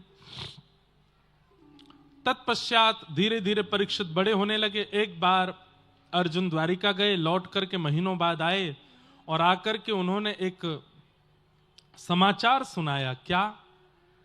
कि जिनकी कृपा से हम राज सिंहासन पर बैठे हैं, जिनकी कृपा से हस्तिनापुर पर राज्य कर रहे हैं, जिनकी कृपा से हमने महाभारत युद्ध जीता, भैया हमारे प्राण धन श्री कृष्ण अपनी लीला पूरी करके स्वधाम चले गए। और ये बात सुनते ही युधिष्ठिर अपने सिंहासन से खड़े हो गए, तुरंत अपना मुकुट उतार कर सिंहासन पर रख दिया। अर्जुन सच बताओ ये सत्य है? बोले हाँ। ठाकुर जी लीला पूरी करके चले गए। और ये बात सुनते ही पांडवों ने परीक्षित को राज्य गद्दी पर बिठा दिया। कहते हैं कुंती भुआ ने तो उसी समय प्राण त्याग दिए जैसे ही सुना कि कृष्ण अपनी लीला पूरी करके चले गए। और पांचों पांडव द्रौपदी के साथ स्वर्गारोहण को प्रस्थान कर गए। राज सिंहासन पर अभी बाल अवस्था के परीक्षित बैठे हैं। धीरे धीरे परीक्षित बड़े हुए। ब्राह्मणों के आश्रय में रहकर के परीक्षित ने राजनीति सीखी, विवाह हुआ, जन्मेजय आदि पुत्र हुए। परीक्षित का राज्य बहुत सुंदर चल रहा था। लेकिन एक दिन परीक्षित जब भ्रमण को निकले तो क्या देखते हैं कि एक बैल के 3 पैर कटे हैं, चौथा पैर एक व्यक्ति काट रहा है। ये वृषभ ही धर्म है जिसके 3 पैर काट दिए हैं और चौथा पैर भी काटने का प्रयास जो कर रहा है, यही कलयुग है। सत्य, दान, दया और पवित्रता 4 पैरों पर धर्म खड़ा रहता है। दान, दया और पवित्रता 3 पैर धर्म के कट गए हैं, केवल एक सत्य पैर पर कलयुग में खड़ा है और कलयुग उसको भी काट रहा है। परीक्षित ने जैसे उस व्यक्ति को देखा, तलवार निकाल के मारने लगे, शरण में आ गया। बोले महाराज मुझे मत मारिए, मुझे मेरा परिचय तो समझ लीजिए, मैं कौन हूं। बोले कौन हो तुम? बोले मैं कलयुग हूं। परीक्षित बोले तुम कैसे आ गए? बोले मैं आज नहीं आया था, जिस दिन श्री कृष्ण धराधाम से अपनी लीला पूरी करके गए उसी दिन आ गया था मैं। उस दिन द्वापर विराम हो गया, मेरा प्रारंभ हो गया। इसका मतलब समझते हैं बंधु? जब तक धर्माचरण पृथ्वी पर है तब तक अभी भी घोर कलयुग नहीं आएगा। जिस दिन कथाएं होनी बंद हो जाएंगी, जिस दिन तिलक लगने बंद हो जाएंगे, जिस दिन शिखा रखनी बंद हो जाएगी, जिस दिन गौशालाएं से गाय चली जाएंगी, जिस दिन वैदिक मंत्र बोलने वाले, नाम जप करने वाले जब तक पृथ्वी पर हैं तब तक कलयुग है, पर घनघोर कलयुग तब भी नहीं आएगा। लेकिन जिस दिन पृथ्वी पर एक व्यक्ति भी भगवत भाव वाला नहीं बचेगा, उसी दिन घोर कलयुग आ जाएगा। जिस दिन कथाएं होनी बंद हो जाएंगी, गौ सेवा विराम ले लेगी, माथे से तिलक और शिखा उड़ जाएगी, उसी दिन घनघोर कलयुग आएगा।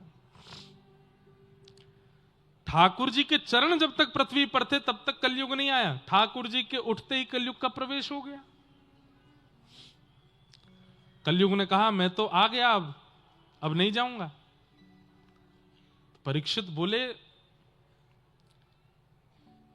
तुम्हें जाना पड़ेगा, मैं अपने बल से तुम्हें यहां से निकाल दूंगा। बोले कि महाराज ब्रह्मा का नियम है, ब्रह्मा ने सब नियम से बनाया है। सतयुग के बाद त्रेता, त्रेता के बाद द्वापर, अब मेरी बारी है, मुझे कैसे, ब्रह्मा की कृति से आप विपरीत नहीं जा सकते।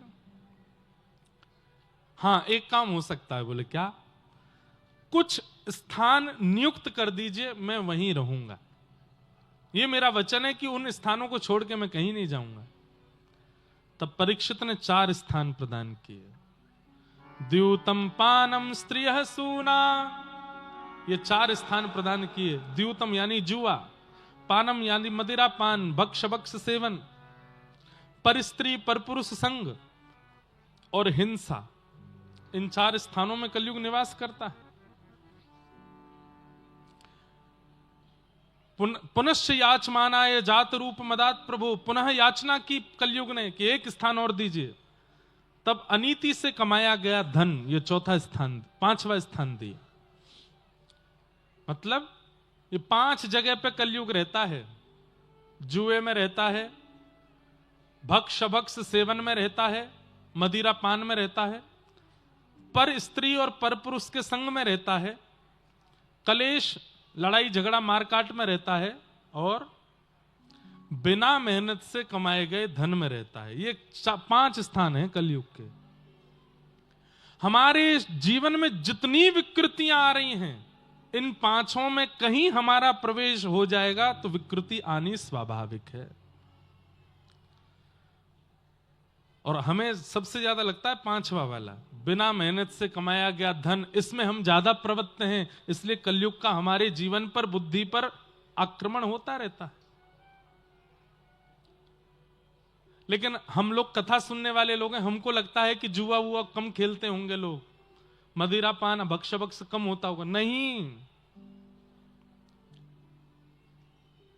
तादाद इतनी ज्यादा है जुआ खेलने वालों की कि हम भक्तों की संख्या कम पड़ेगी उनके आगे। मदिरा पान, अरे कोरोना में सब बंद हो गया, पर यही बंद नहीं हुए। क्यों? इकोनॉमी इनसे चल रही है देश के। मदिरा पान भक्ष भक्ष सेवन, हमें लगता है, हम क्योंकि भक्त लोग हैं ना, हमें लगता है कि भाई मांस मदिरा लोग कम ही खाते पीते होंगे ना।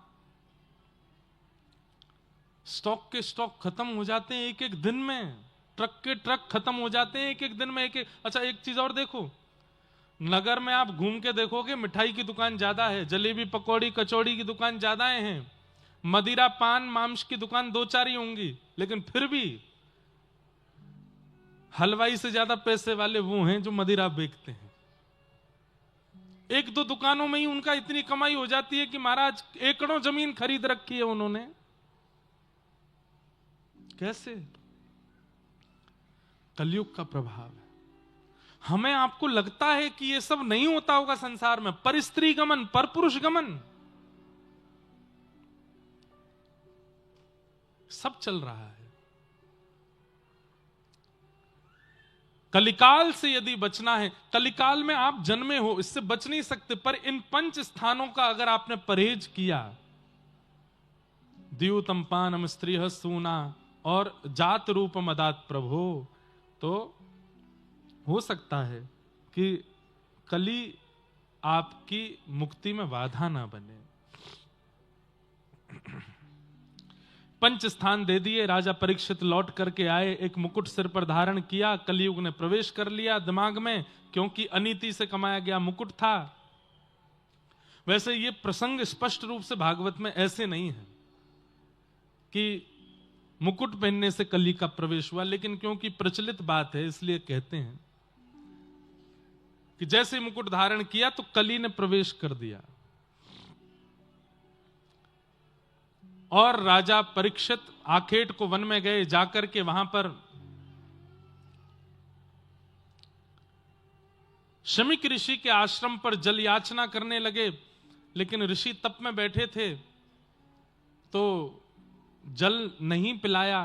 इस अपमान के कारण मरा हुआ सर्प गले में डाल दिया।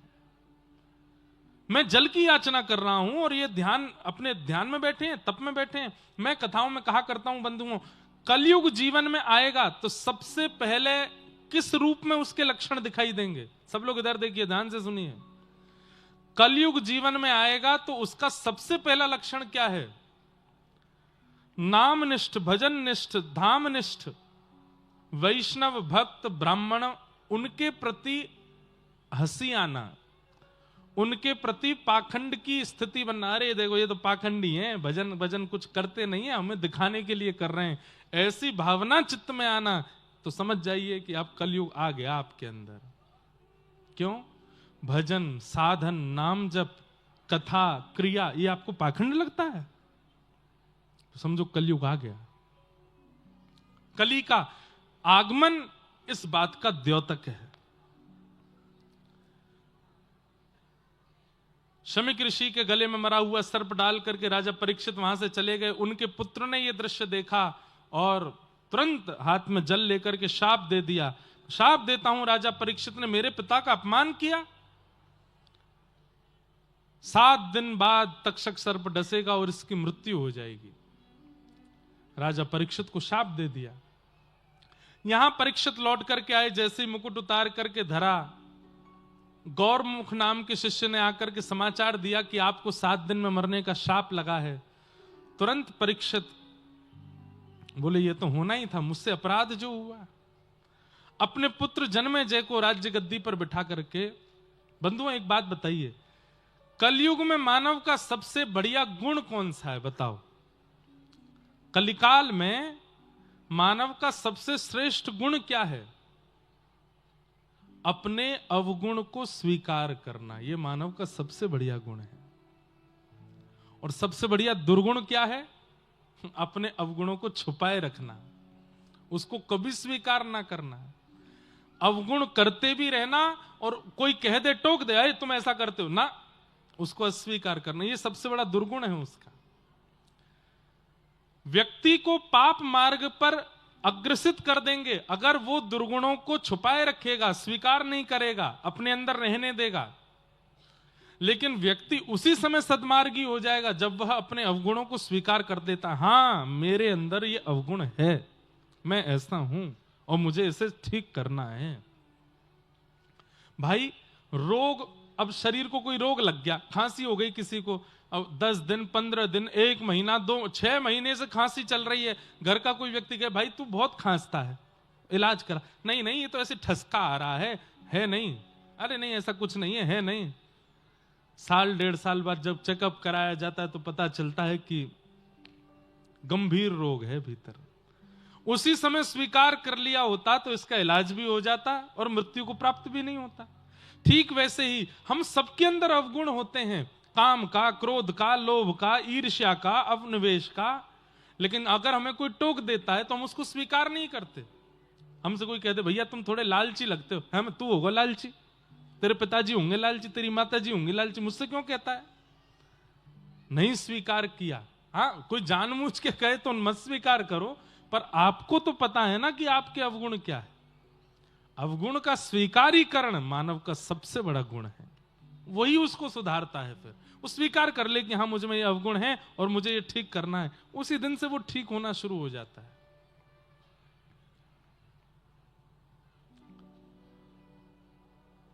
राजा परीक्षित ने स्वीकार किया कि मैंने अपराध किया है।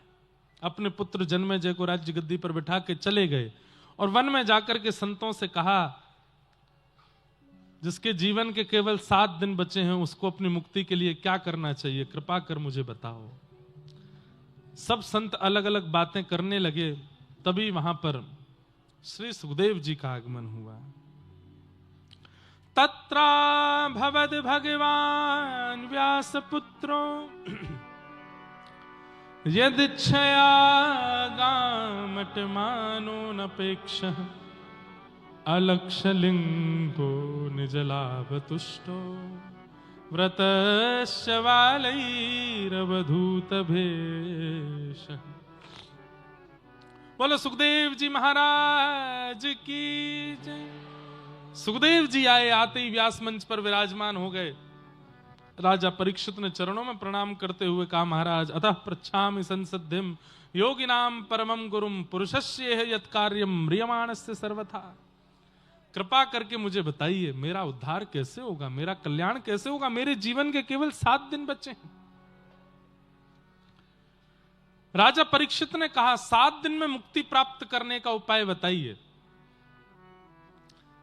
परीक्षित जी महाराज की बात सुनकर के शुकाचार्य जी बोलना प्रारंभ करते हैं। वरीयाने शते प्रश्न क्रतो लोक हितम नृप आत्मवेद सम्मतः पुंसाम श्रोतव्यादिषु यपर। राजन बहुत ध्यान से सुनिएगा। मुक्ति प्राप्त करने वाला व्यक्ति पुनः मुक्ति की याचना कर रहा है, यह सुनकर के मुझे आश्चर्य हो रहा है। कैसे? मैंने मुक्ति कब प्राप्त की? बोले भाई तुम पहले ऐसे बालक हो जिसने जन्म बाद में लिया है, ठाकुर जी का गर्भ में ही दर्शन कर लिया था। जब तुम्हारी मां के गर्भ को नष्ट करने के लिए अश्वत्थामा ने ब्रह्मास्त्र छोड़ा तो भगवान तुम्हारी मां के गर्भ में तुमको रक्षा करने के लिए आए थे। तुम जानते हो इस बात को? बोले जी, ठाकुर जी ने अपनी चक्रा नाम की गदा घुमाई थी। मेरे को स्मरण में नहीं है, मैंने देखा नहीं, पर मैंने सुना है कि ठाकुर जी ने रक्षा की। तो सोचो, जिसने जन्म से पहले ही भगवान का गर्भ में दर्शन कर लिया हो, उसको मुक्ति की आवश्यकता क्या है? मुक्ति किसको मिलती है? जिसने एक बार भी भगवान का साक्षात्कार जीवन में किया हो, जिसने एक बार भी ठाकुर जी का अनुसंधान किया हो, जिसकी दृष्टि एक बार भी ठाकुर जी को देख चुकी हो, उसको मुक्ति निश्चित है।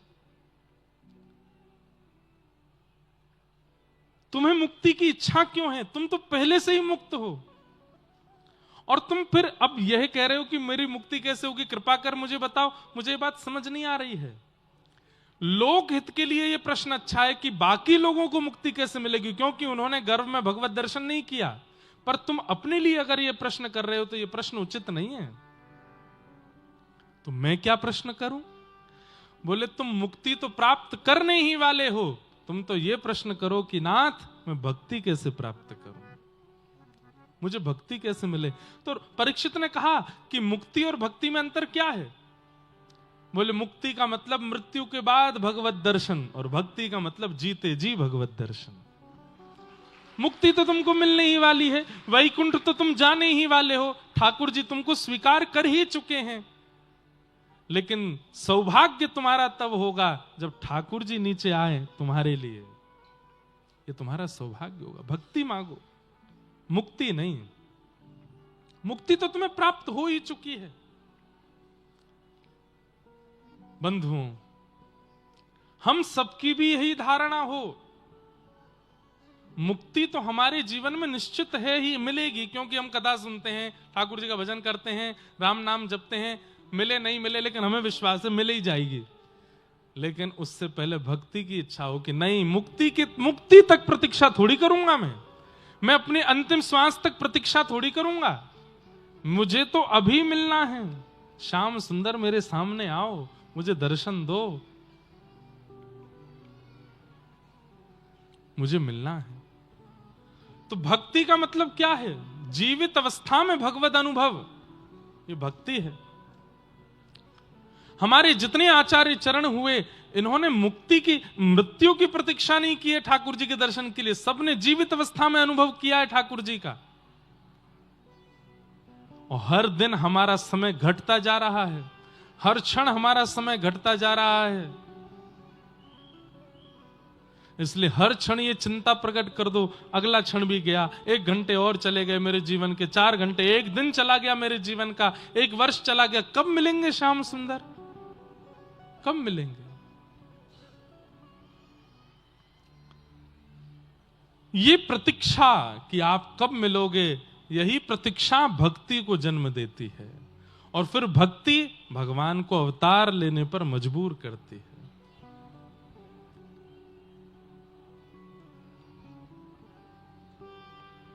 राधिका किशोरी संग रमण तुम्हारा,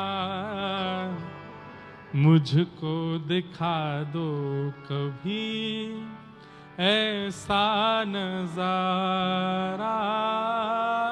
राधिका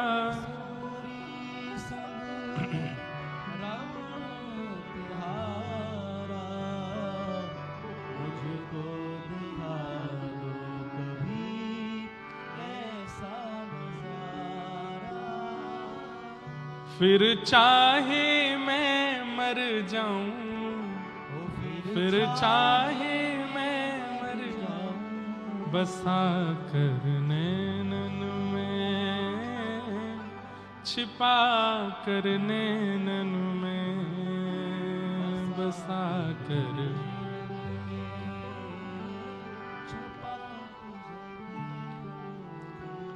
हमारा केवल यही भाव है नाथ, मुक्ति दीजिएगा नहीं दीजिएगा आपकी इच्छा पर निर्भर करता है, पर जब तक हम जीवित हैं, हमारी जीवित अवस्था में हमारे कर्म स्वभाव इतने पवित्र शुद्ध हो जाएं कि उसके प्रभाव से आपका एक बार तो साक्षात्कार हमको हो जाए, एक बार तो आपका दर्शन हमको हो जाए, एक बार तो हम आपका अनुभव कर लें नाथ। मुक्ति की नहीं भक्ति की कामना करो। तुरंत परीक्षित जी ने चरणों में प्रणाम करते हुए कहा, नाथ अब मुझे मुक्ति की इच्छा नहीं है, कृपा करके अब बताइए कि मुझे भक्ति कैसे प्राप्त हो।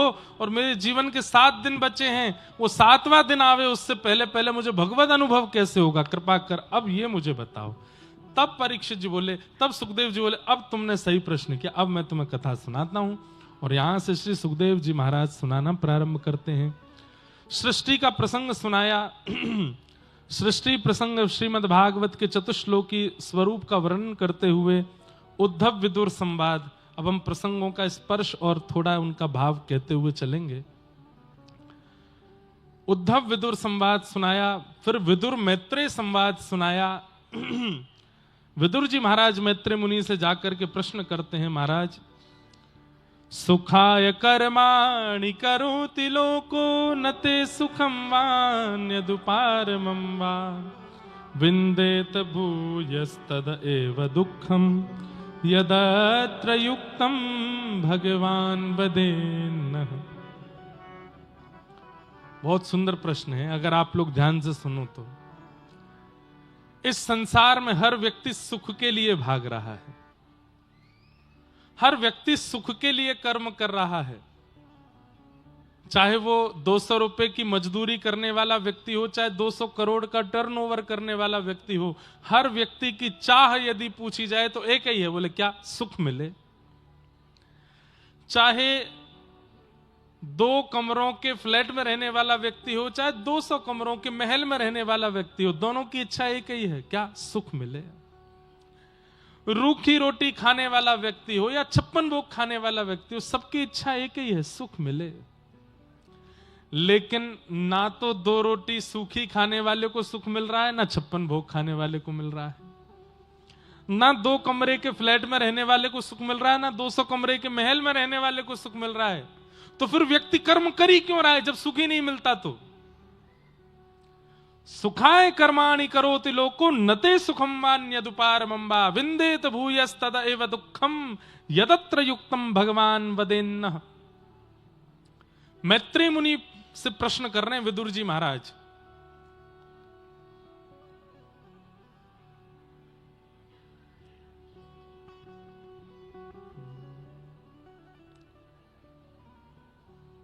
सुबह से शाम तक बोझ ढोता हुआ। हमारी स्थिति कैसी है? सुबह से शाम तक बोझ ढोता हुआ, सुबह से शाम तक बोझ ढोता हुआ, चैन खोता हुआ, बार बार आदमी हर तरफ है जगह, बेशुमार आदमी फिर भी तन्हाइयों का शिकार आदमी, हर तरफ हर जगह बेशुमार आदमी, हर तरफ हर जगह। सब दुखी हैं संसार में, सब मेहनत कर रहे हैं लेकिन फिर भी सुख नहीं मिल रहा किसी को भी। तो ये प्रश्न है हमारा कि जब इतनी मेहनत करने के बाद भी सुख नहीं मिलता तो हम कर्म करते ही क्यों हैं? हमें कर्म करने की आवश्यकता ही क्यों है? आप लोग अपने जीवन को थोड़ा सा रिवर्स करके देखिए एक बार। जब स्कूल में थे तो क्या लगता था? बोले 12th पास हो जाए फिर तो मेरी मौज ही मौज है। 12th पास करने के बाद कॉलेज आ गया, अब कॉलेज में लग रहा है बस ग्रेजुएशन हो जाए फिर तो मेरी मौज ही मौज है। ग्रेजुएशन हो गई, अब जॉब लग जाए फिर तो मेरी मौज ही मौज है। जॉब लग गई, अब मेरी सैलरी तो बढ़े तब तो मौज आवे। सैलरी भी बढ़ने लगी, अब इस सैलरी को इकट्ठा करके घर खरीदना है फिर तो मेरी मौज है। घर खरीद लिया, एक सुंदर सी कन्या से ब्याह हो जाए फिर तो मेरी मौज है। ब्याह भी हो गया, ज्वालामुखी आई घर में। ब्याह के प्रथम वर्ष पत्नी चंद्रमुखी, दूसरे वर्ष सूर्यमुखी, और फिर जीवन भर ज्वालामुखी। और पतिदेव हो जाते हैं अंतर्मुखी। तो बस एक पुत्र हो जाए घर में फिर तो मौज है। पुत्र हो गया, एक पुत्री हो जाए मौज, इनके ब्याह हो जाए फिर मौज है। मौज करते करते करते सोचते सोचते एक दिन बेचारे खुद ही राम नाम सत्य है, गोविंद नाम सत्य है, गोपाल नाम सत्य है, मौज नहीं आई जीवन में। व्यक्ति ने हर दिन सोचा था कि इसके बाद मेरी जीवन में खुशी आएगी, आनंद आएगा, सुख आएगा, पर नहीं आता। वो जैसे ही उस स्थिति में पहुंच भी जाता है तो वहां जाते ही सामने दिखाई देता है, ओहो एक ही लहर से लड़ा था, सामने तो सुनामी है। नहीं बच पाता कोई भी। तो फिर हम कर्म ही क्यों कर रहे हैं? जब दुख ही आना है तो, सुख मिलना नहीं तो फिर कर्म क्यों कर रहे हैं? इसका उत्तर देते हुए क्या कहते हैं? बोले सेयम भगवतो माया, ये भगवान की माया है। अगर व्यक्ति को एक क्रिया करने पर जो वो चाहता है वैसा सुख मिल गया तो वो पुनः परिश्रम करके और आगे नहीं बढ़ेगा, वहीं रुक जाएगा, वहीं स्थिर हो जाएगा। और वहीं स्थिर हो जाएगा तो संसार कैसे चलेगा? इसलिए ठाकुर जी क्या करते हैं, जैसे अभी गर्मियां शुरू हो जाएंगी कुछ दिनों में तो फिर लू चलेगी, गर्म लू, लपटें उड़ेंगी। और महाराज वो इतनी गर्म लगती हैं, इतनी पीड़ा देती हैं, लेकिन उस लू भरी हवा में कभी कभी घने बादल आ जाते हैं तो एक ठंडी हवा आती है। और वो भयंकर गर्म हवा में जब ठंडी हवा स्पर्श करती है, आहा कितना अच्छा लग रहा है। लेकिन वो कितनी देर के लिए आती है? थोड़ी देर के लिए। ऐसे ही हमारा जीवन है। जीवन में लू ही चलनी है, लू की ही ब्यार आनी है। बीच बीच में ठाकुर जी ठंडी हवा की थोड़ी सी एक झोंका देकर के हम लोगों को आश्वासन दे देते हैं। बोले नहीं नहीं, सुख भी है, करो तो सही, मेहनत आएगा, लेकिन आता नहीं है, आता ही नहीं है। इसका उत्तर वैसे है क्या? सुख आएगा कैसे? एक बात बहुत ध्यान से सुनो सब लोग, यहां देखो, सुख आएगा कैसे? हम लोग क्या सोचते हैं कि बहुत सामग्री इकट्ठा करने से, बहुत कुछ जीवन में लेने से, बहुत उपलब्धियां प्राप्त करने से, बहुत संपर्क बना लेने से शायद जीवन में सुख आता है। नहीं, जितने अकेले हो उतने खुश हो, उतने प्रसन्न हो। मतलब त्यागात शांति अनंतरम। जितना त्याग करोगे, जितना छोड़ते चलोगे, जितना अकेले रहने का प्रयास करोगे, उतने सुखी हो। भैया देखो, माताएं बहनें हाथ में चूड़ियां पहनती हैं, वो एक के बाद दो भी अगर हो जाती हैं ना तो भी बजती हैं, तो भी आवाज आती रहती है। और वहां इतनी सारी पहन ले तो वो बजती ही रहेंगी। हम लोग ऐसे ही हैं। लेकिन वही चूड़ी अकेली रह जाए, एक कंगन हाथ में रह जाए तो फिर स्वर नहीं आता। इसका मतलब क्या है? व्यक्ति व्यवहार में ऐसा दिखाए कि वो सबका है और सब उसके हैं, लेकिन अंतर्भाव से बिन गोपाल को नहीं अपनो जासों की रति रही है। ये सब तो केवल व्यवहार है, सब तो केवल आडंबर नाटक है कि भाई तू भी मेरो, तू भी मेरो, तू भी मेरो। पर वास्तव में तो केवल गोपाल जी मेरे हैं और कोई मेरा नहीं। वो व्यक्ति सबसे ज्यादा सुखी है, जिसके संपर्क कम है, जिसका विस्तार कम है, जिसकी उपलब्धियां कम हैं, जो हर चीज में थोड़ा कम ही है, वही सुखी है। जो हर चीज में निपुण है, विस्तार भी खूब है, व्यापार भी खूब है, धन भी खूब है, संपर्क भी खूब है, दिखता है कि वो सुखी है, उससे ज्यादा डिप्रेस्ड व्यक्ति कोई नहीं होता। वो बहुत दुखी होता है, बहुत परेशान होता है। इसलिए बंगाली भाषा में कहते हैं, जोरी तोरो दक्ष ने क्यों माया से तोबे एकला चलो रे। अकेले चलो, अकेले रहो, मन से अकेले ही रहो।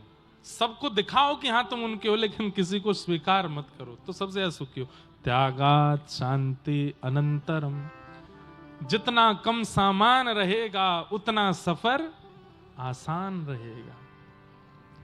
जीवन के सफर में जितना हो सके अकेले रहो। आगे विदुर मैत्रेय संवाद चलता रहा।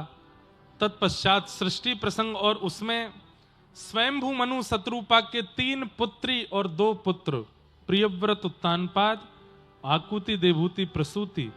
देवहूति माता का विवाह कर्दम ऋषि के साथ में हुआ। इन्हीं के घर 9 पुत्री और 10वें संतान के रूप में भगवान कपिल प्रकट हुए। बोलो कपिल भगवान की जय।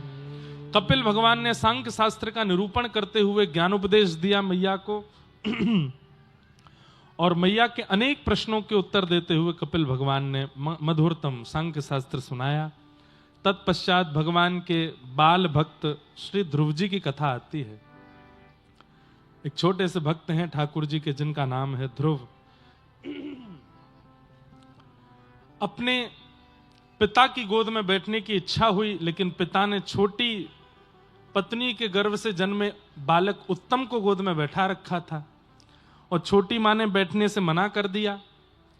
कह दिया कि अगर पिता की गोद में बैठना है तो वन में जाकर के भजन करो, ठाकुर जी प्रसन्न होकर वरदान मांगने को कहें तो कहना मैं छोटी मां के गर्भ से जन्म लूं। ध्रुव जी महाराज रोते हुए मां के पास आए। मां को जब पता चला कि छोटी मां ने डांटा है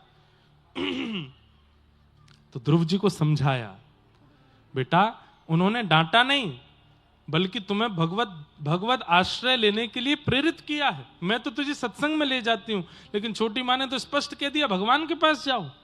बेटा जो भगवत मार्ग दिखावे वो शत्रु नहीं होता, वो तो गुरु होता है। ध्रुव जी को ऐसे समझाया कि 5 वर्ष के ध्रुव जी छोटी सी अवस्था में ही वन में चले गए।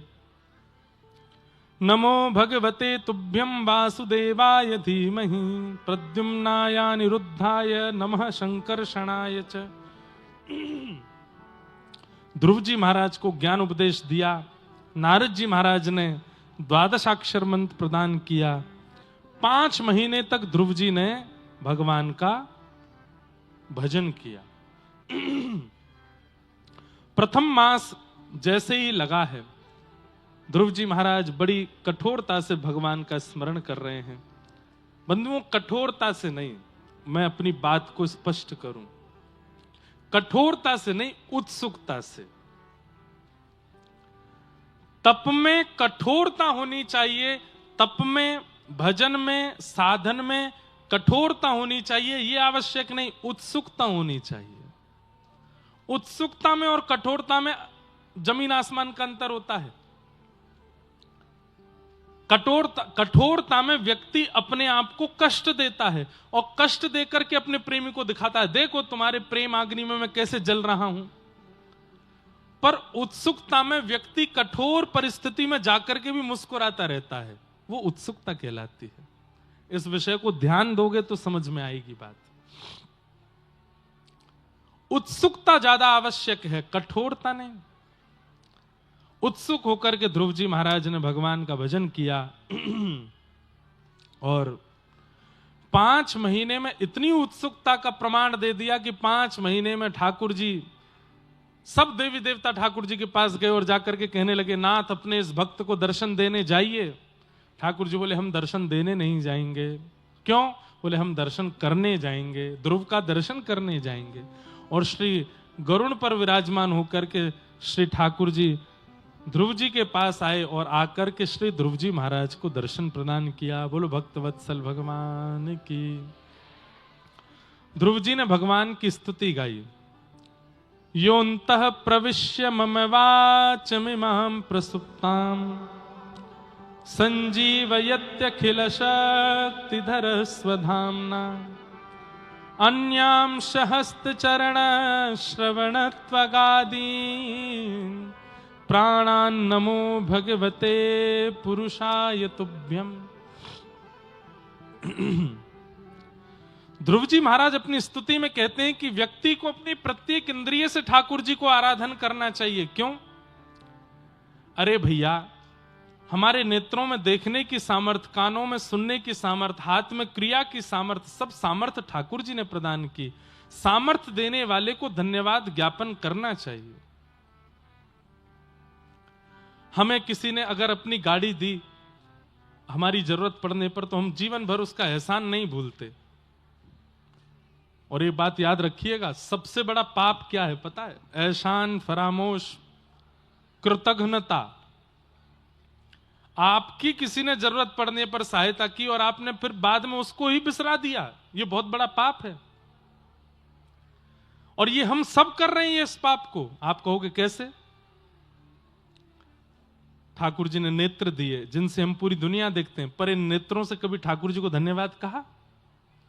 इन कानों से पूरी दुनिया के स्वर सुनते हैं, पर इन कानों से कभी ठाकुर जी को धन्यवाद कहा?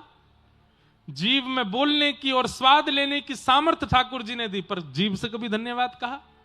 भुजा बल, चरण बल, बुद्धि बल, मन बल, सबको बलवान ठाकुर जी ने किया, लेकिन हमने कभी ठाकुर जी को धन्यवाद नहीं किया।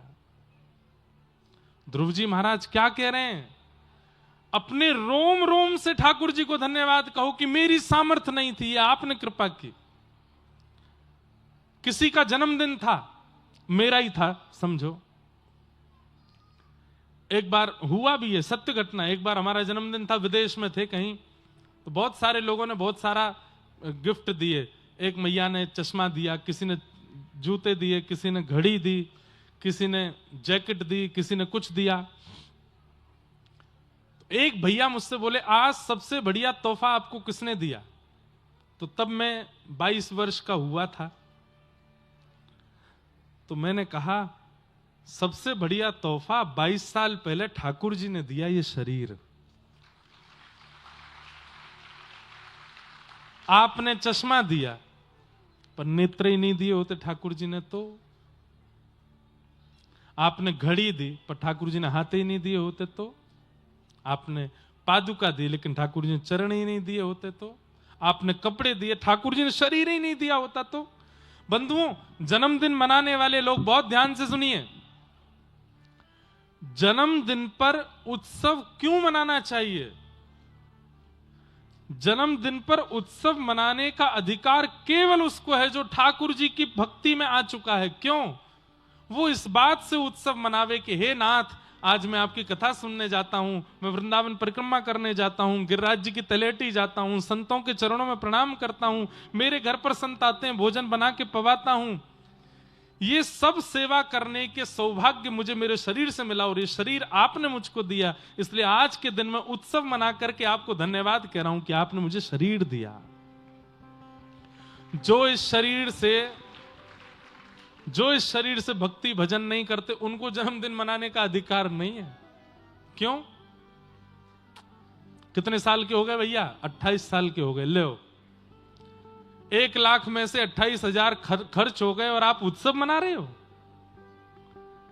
1 लाख में से 50,000 अगर चोरी हो जाए तो आप उत्सव मनाओगे ना? लेकिन हम सब वही करते हैं, हर जन्मदिन पर उत्सव मनाते हैं। ओहो हम तो अब 30 साल के हो गए। वो 50 साल में क्या होती है? सिल्वर जो गोल्डन होती है, गोल्डन। सिल्वर तो 25 में होती है। अरे शादी का तो वो ब्याह का वो जन्मदिन तो मनाते भी, शादी का भी मनाते हैं सिल्वर, फिर उसके बाद गोल्डन। अगर कोई व्यक्ति 100 पार कर जाए तो उसकी डायमंड होती है, वो डायमंड है। लेकिन भैया हम आप सब जो इस पंडाल में बैठे हैं, हमको जन्मदिन मनाने का अधिकार है। क्यों? क्योंकि हम इस बात से जन्मदिन मनाते हैं कि नाथ इतने वर्ष पहले आपने शरीर दिया और इस शरीर को हमने आपकी सेवा में लगा रखा है, इसलिए हम इस शरीर को प्राप्त करने का उत्सव मना रहे हैं। जो व्यसन करते हैं, जो मांस खाते हैं, जो मद्यपान करते हैं, केवल शरीर से उपभोग करते हैं, उनको तो रोना चाहिए। क्यों? मांस खाने के लिए 100 साल मिले थे, 25 साल खत्म हो गए तो रो। 50 साल खत्म हो गए, पीने को बस 2-4 साल और बचे तो रोना चाहिए उनको। तो उत्सव तो हमें मनाने का अधिकार है। और एक बात और कहें बंधुओं, कम से कम इतना प्रयास कीजिए कि आप अपने जन्मदिन पर कोई भी भौतिक क्रिया ना करो, ठाकुर जी का उत्सव मनाओ।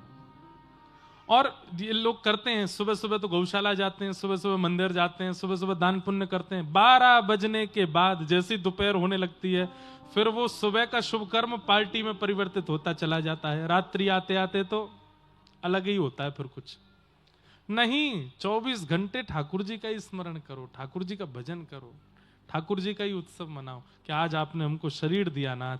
यही बात श्री ध्रुव जी महाराज यहां कह रहे हैं कि आपने शरीर दिया, इस शरीर को प्राप्त करने का नाथ मैं आपको धन्यवाद कहता हूं कि आपने मुझे शरीर दिया, इससे मैं आपका भजन कर रहा हूं।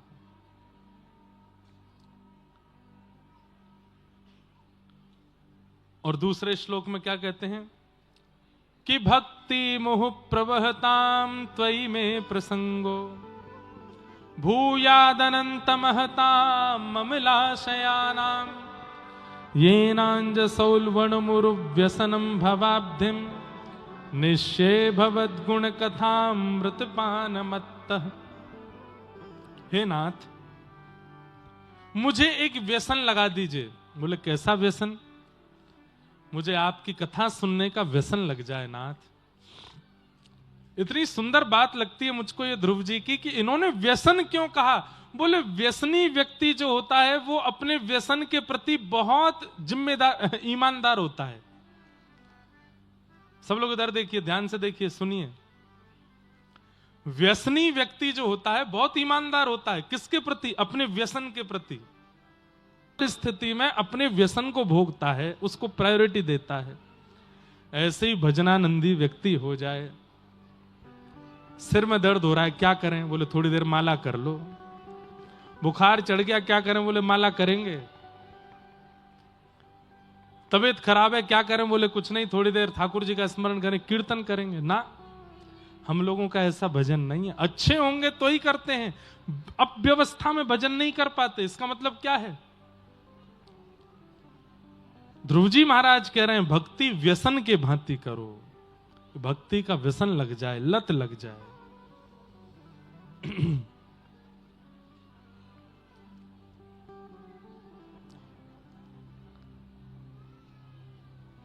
और फिर गाओ क्या?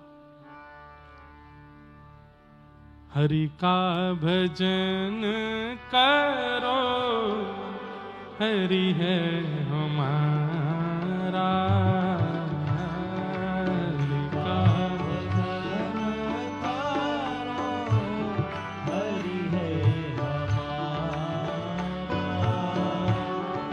हरि का भजन करो, हरि है तुम्हारा